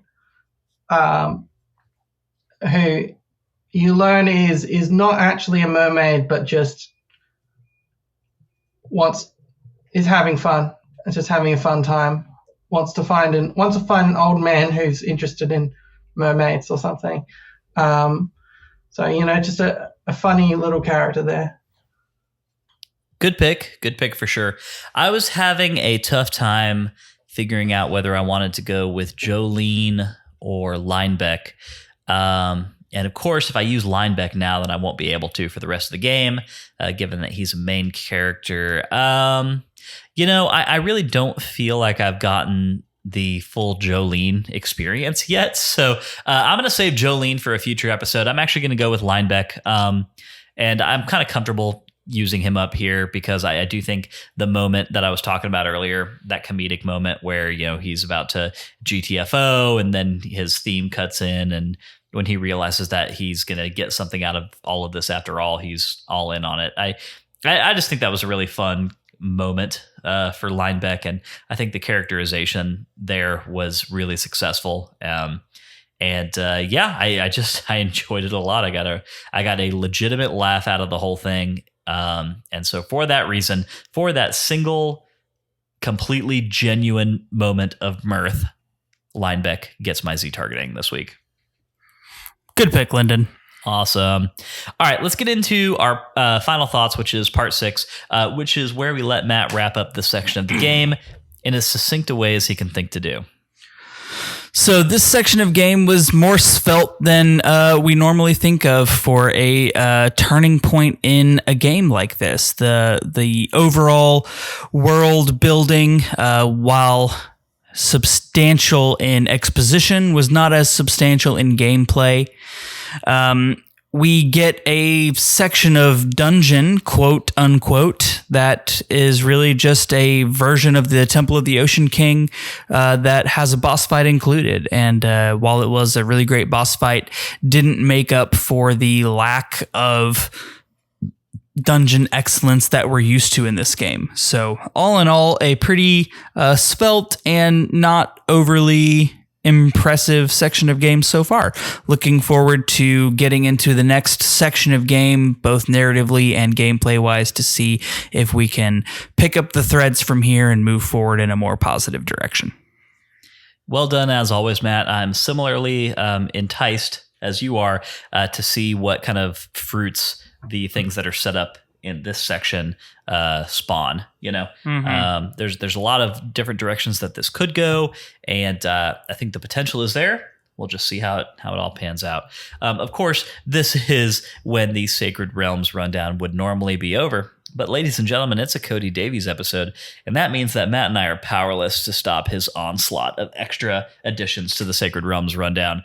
So with that being said, Cody, our fates are in your hands, and do with the Sacred Realms rundown what you will. Okay, well, welcome everybody to part 7, Cody's tips and tricks. This tip is about the upcoming section of game. When you next go to the Temple of the Ocean King, you will have to do the levels that you've done previously, but once you've done those, you'll get a chance to permanently save that run as a shortcut. So basically what will happen is you'll get through that, that final door that you reached last time, and then you talk to one of the little skeletons on the ground, and you'll be able to save the run basically with the amount of time that you took. So like if you've lost 5 minutes in the trip, you can sort of save a run that says, all right, so I can go from the entrance next time, but it will take up 5 minutes of my hourglass time. So that is a shortcut so that you will never have to do those levels again, but you will have to do a run that you're happy with first so that you save an appropriate amount of time. But then every time after that, it just like you can auto complete your run. Like you can just say it's an auto complete, but the auto complete is your speed run time. So like if you're like, all right, I've made a time that because you can go through it manually again if you want to. If you're like 5 minutes is too much, I want to do a 3 minute run. And you can save save over as that being your new time. But there is a shortcut. You don't have to. Theoretically, you won't have to do those first 5 levels again after this if you've got a time you're happy with. Well, that's encouraging. I think that would definitely kind of enhance the experience in here. So definitely a good thing to know. Thank you for that. So, and yeah, the other thing about it is that it's going to want you to draw a Triforce on the door, but it's a pain to draw because it doesn't recognize overlaps. So you do need to draw the Triforce in a way where you've drawn it in one coherent line. You can't just sort of go back over the lines you've already drawn to do it. So that's sort of part of the puzzle. But I thought I'd mention that so that no one gets stuck for 5 minutes being like, why doesn't it recognize my Triforce? Well, I think I can imagine a way just off the top of my head that I should be able to do that. So, but still a good thing to watch out for. Actually, the last time you had to draw a symbol on a door in the Temple of the Ocean King, I got stuck on that for a few minutes because I just thought that it was telling me to draw a Triforce, and it was not working, obviously, because that first time around you need to actually make an hourglass shape. Yeah. But I'm glad to hear that I will actually be drawing a Triforce on a door and that it will do something at some point in the future. Yeah, if you're going to have a game where you draw things, you got to draw a Triforce. So it only makes sense. Yep. Yeah. So part 8 is Australia facts. Everyone's favorite part in the Sacred Realms Rundown. I don't know if you're saying that facetiously or not, but I really do think that everyone's favorite part of the Cody Davies Sacred Realms Rundown is Australia facts. It is always an interesting one. So last time we covered the dangerous animals of Australia and discovered that the most dangerous animal of all is the horse when you're trying to do a rodeo on it. So stop that. So this time we're going to be covering the geography of Australia. At a guess, would either of you be able to tell me how many states Australia has? Hold on 1 second here. Sorry, Matt's headphones came unplugged. Cody, will you reiterate that question real quick? How many states does Australia have? I'm guessing 5. No. Yeah. No. 12. What? No. Okay. No way.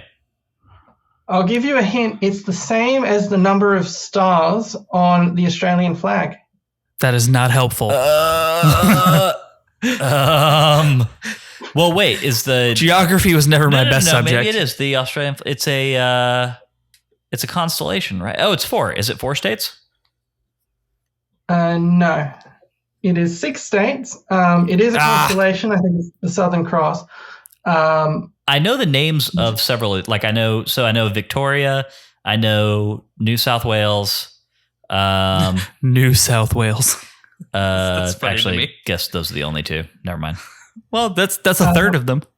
That's a third of the states, and you have named them correctly. And look, New South Wales is a funny name, but but to be clear, the number of American cities and states that are just new and then some English city or something is also quite high. Sure. New York and New Jersey and New Hampshire, etc. So it is a common naming convention, but the addition of South being like New South Wales is a fun one. So yes, there are 6 states. New South Wales and Victoria, those are the 2 biggest. Next one is Queensland. The next one is Western Australia, which is really easy to remember because it's like the western half of Australia. Fair. The next one is South Australia, which is really easy to remember because it's the southern part of Australia. Also fair. And then Tasmania, the little island at the bottom right of Australia, which is where such icons as the Tasmanian Devil from the Looney Tunes comes from.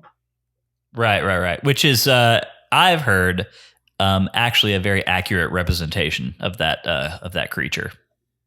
Oh yeah, no, portrayed in Looney it's always Tunes, yeah. causing little whirlwinds and going blah blah blah blah. Right. Yeah. No, I've heard that.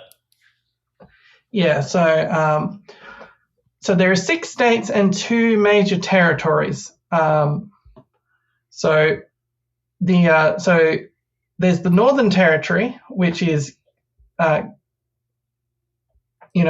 the naming convention of Western Australia and South Australia, it's the northern part of Australia.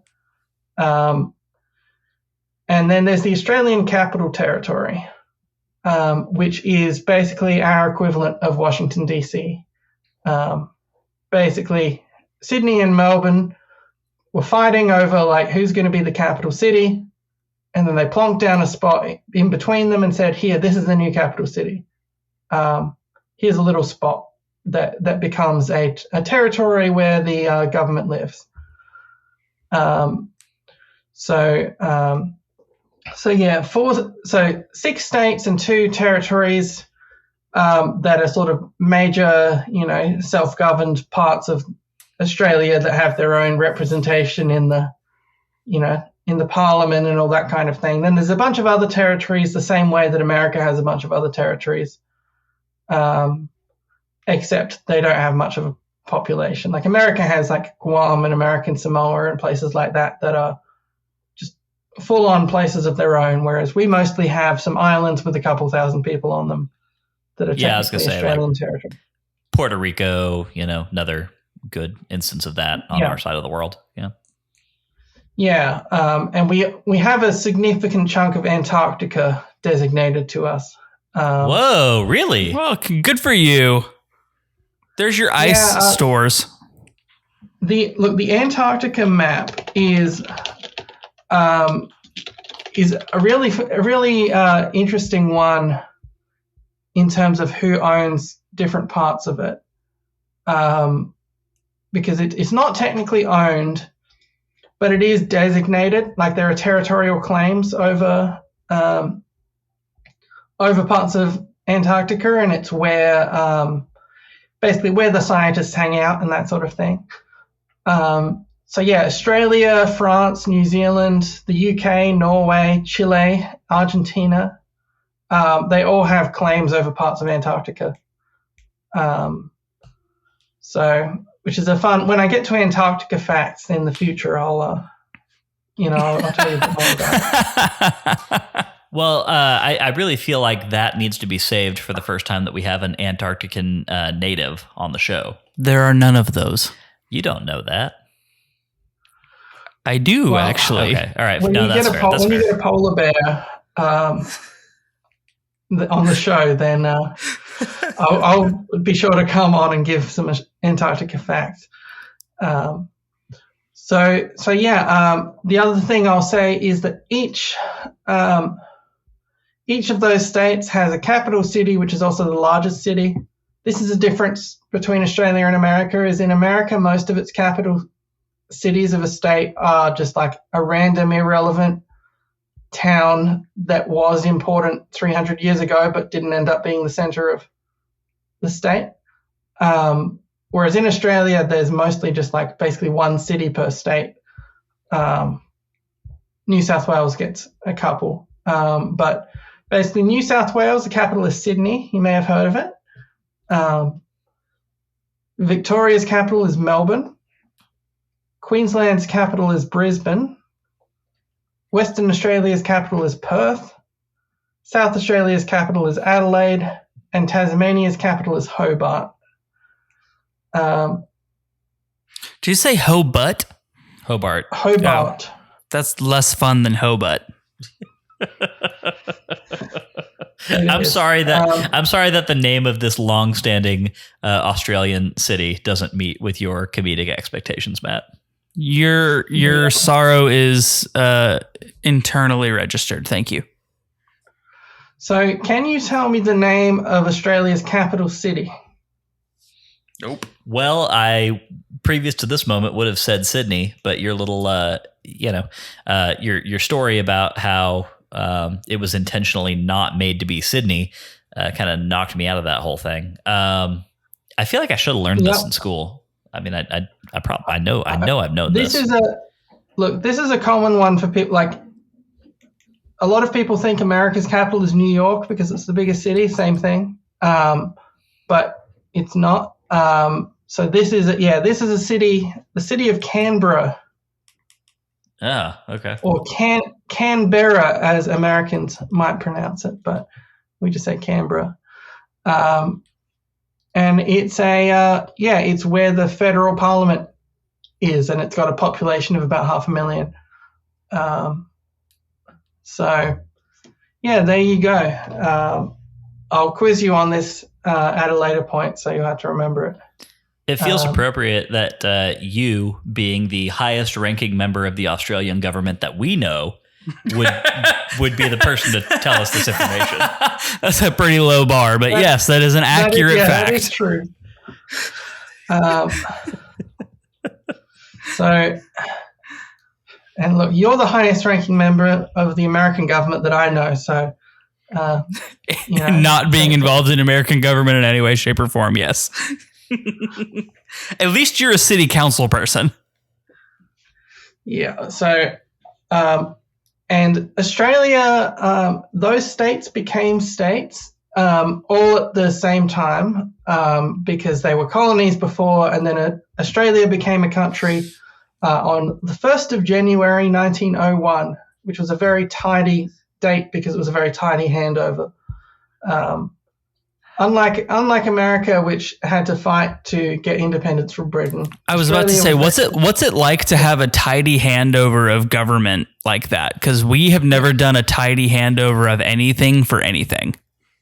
So Australia's independence basically came from them sending a letter to Britain being like, we'd like to be independent, and Britain said okay. And so that's the glorious story of Australian government. And so, and it got formally announced on the 1st of January 1901, which is a very tidy date, though it does cause some problems around celebrating it as a holiday because that's already just New Year's Day.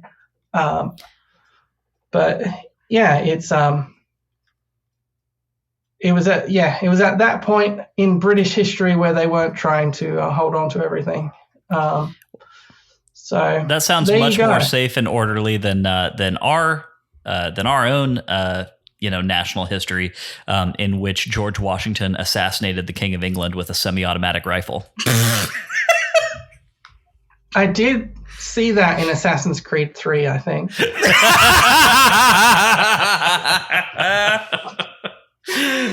It was a bloody time. We're not proud of it. I mean, some people are pretty proud of it. Yeah, that's fair. So next we'll move on to part 11, which was an obsolete part, but I've replaced this part with a new part called America Facts.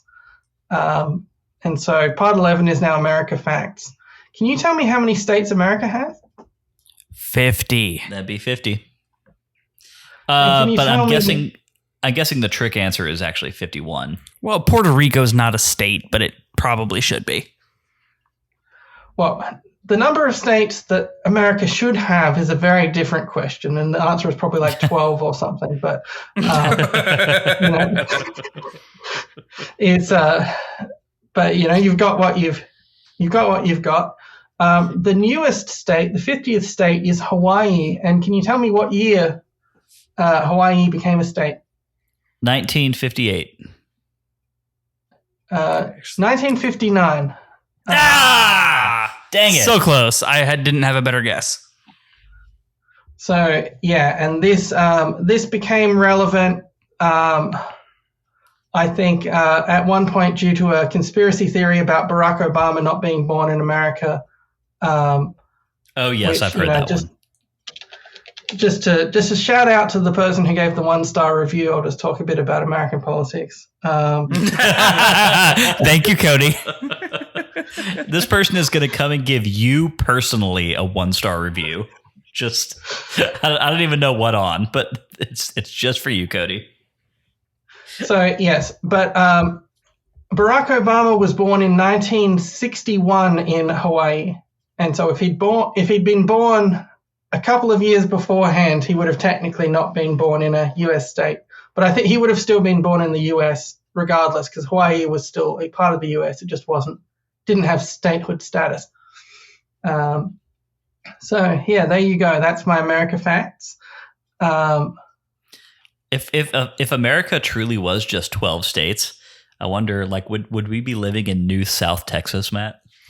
We'd probably be in some version of like the Louisiana Purchase territories. Yeah. So it'd probably be more like that. Okay. All right.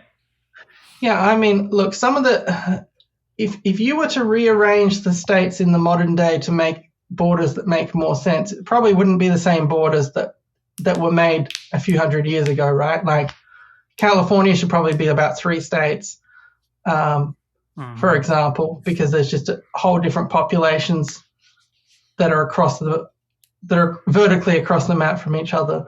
But you know, that's a whole thought experiment that is interesting to look at. But yeah, you know, the states are the states that we have now, and the same for Australia. There's a few border disputes in Australian politics about some areas which state it wants to be in, as opposed to which state it's in. But that's always a fun thing. Maybe I'll mention that next time in Australia Facts. I'll move on now to part 12. Wow, the water dragon in Skyward Sword doesn't know what she's doing. I don't have anything extra to add. I just wanted to bring it up again. You think it's just important to continue mentioning? I think it's just important to bring up every time, just so that the water dragon can be shamed for irresponsible behavior. We can't let people forget. Never forget is how I feel about this. And then I'll move on to part 17. Visit zeldauniverse.net and zeldamaps.com. As always, support local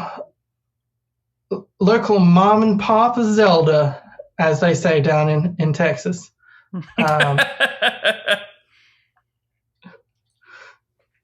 So, you know, that's we're just a team of volunteers who are always working to make the world a more Zelda-like place. So, any support you can give, and if you're interested in volunteering and all that kind of thing, definitely reach out to us. Well, we 100% co-sign that message. Zelda Universe has been a great partner to our show since its inception, and obviously we have made friends with a lot of that crew. And, you know, I've known a bunch of you since even before we were doing this show. So absolutely keep it locked to Zelda Universe. Go to zeldamaps.com. It's a great resource as you continue trekking through your Tears of the Kingdom playthrough. Yeah, just definitely a very useful thing to keep around. Of course, if you don't already follow him, then I highly recommend that you give Cody a follow at all of his social platforms. I believe that you are at Magic Cody on basically all those, right, Cody? Yeah, I'm at Magic Cody on X. The platform formerly known as Twitter. That's correct. I guess I should probably update the outro now, right? It's like, well, they're actually undergoing a current lawsuit from Microsoft because the X is trademarked by Microsoft. Oh, so of course, don't know if that's going to stick. Of course, nobody checked on that right before they renamed the site. Don't know if that one's going to stick, y'all. Okay. All yeah, right. Well, I mean, the website's still called twitter.com, but when I visited it just now, the little blue bird has been replaced with an X logo. So I don't know what's happening there, but I am at Magicody on the platform. The website formerly known as Twitter. Yeah. And Zelda Universe just got its own Blue Sky account. We finally got an invite sorted out to that. Hey, I just got my invite today too. Nice. Well, you can follow Zelda Universe on Blue Sky. But not me yet, because I don't have a invite for my personal account yet. But the Zelda Universe account is on there now. Cody, if I get an invite, I will send one your way. Great. Well, excellent. This has been a fantastic episode. Cody, we always appreciate you coming onto the show. I know that this particular week, there was just a little bit less meat to really dig into than we usually have. And I think that we did an admirable job of still creating a 2.5 hour episode regardless of that fact. So good on us, pats on the back all around. I do think, Matt, that it was just important for us to have kind of like a tone check just generally about at this point in the game, right? Yeah, I agree. And I'm glad that we had the opportunity to do that. So look, I think, is it fair to say, Matt, that both of us are feeling like things are starting to look up a little bit? I think there is hope. I wouldn't say things are starting to look up, but there is hope there. Well, there should always be hope, Matt. I'm trying to think of a Star Wars quote to go with that, and I can't think of one off the top of my head. An Airbender quote would be good. Something choice There's from always going to Katara. be Star Wars: A New Hope. Well, Right, that's what I was going off of, Cody. That's where my mind was going, but I couldn't think of a real quote to. The famous quote. Hope is the fire that flames rebellion, or something like that. I think there's something like that in there somewhere. Yeah. I don't know. Not really appropriate for the podcast, but still, there's a quote about hope somewhere. I believe that is correct. Cody, I don't think we're probably going to be checking in with you again before we wrap this game up, but definitely very excited to have a chat, once we finish it, and let you know where we landed on all of these things, because it's going to be a fun situation to kind of keep track of. Until we catch you next, though, seriously, thanks for coming on. Wish you the best. And we'll be talking sooner rather than later. All right. See ya. Thanks, Cody. Yep. All right, y'all. Let's go ahead, do some outro, get out of here for the week. Matt has got a trip that he's got to start packing for. He's going out of town. Guy's going on vacation. Yeah, I've got to go see the beautiful mountains of Colorado with a group of my buddies. It's going to be fun. The mountains of Colorado are indeed beautiful, and I'm very jealous of you. Are you going to be with us for our next episode? Yeah, most likely. You might have to record from vacation. So, well, I've worked on vacation before, and this is at least more fun than most work. So, well, we'll figure it out. But until then, let's get out of here for the week. If you enjoyed today's show and you would like a little extra Sacred Realms in your life, you can head over to patreon.com/sacredrealmspod and become a patron. If you've got no rupees, it is not a problem. 5-star Apple Podcast reviews are a great free way to support us. More reviews means that more people see our show. That makes us very happy Hylians. Follow us on Twitter and Instagram at Sacred Realms Pod for updates on the podcast and for behind-the-scenes action. Sacred Realms will be back next week with our thoughts on Phantom Hourglass Chapter 5. We would love for you to play along with us and to share your thoughts on our social channels. Phantom Hourglass can be played on the Nintendo 2DS or 3DS, doesn't matter as long as you have the cartridge. But in the meantime, may your hearts be full, may your arrows never miss. We'll catch y'all next time. Sacred Realms is an independent, listener-supported podcast, which is produced, edited, and mixed by me, Lyndon Willoughby. Business operations are handled by Matt Willoughby. Our music is generously provided by Darknuck and is available to listen to on Spotify. Finally, we'd like to thank Nintendo for continuing to create such exceptional and innovative experiences.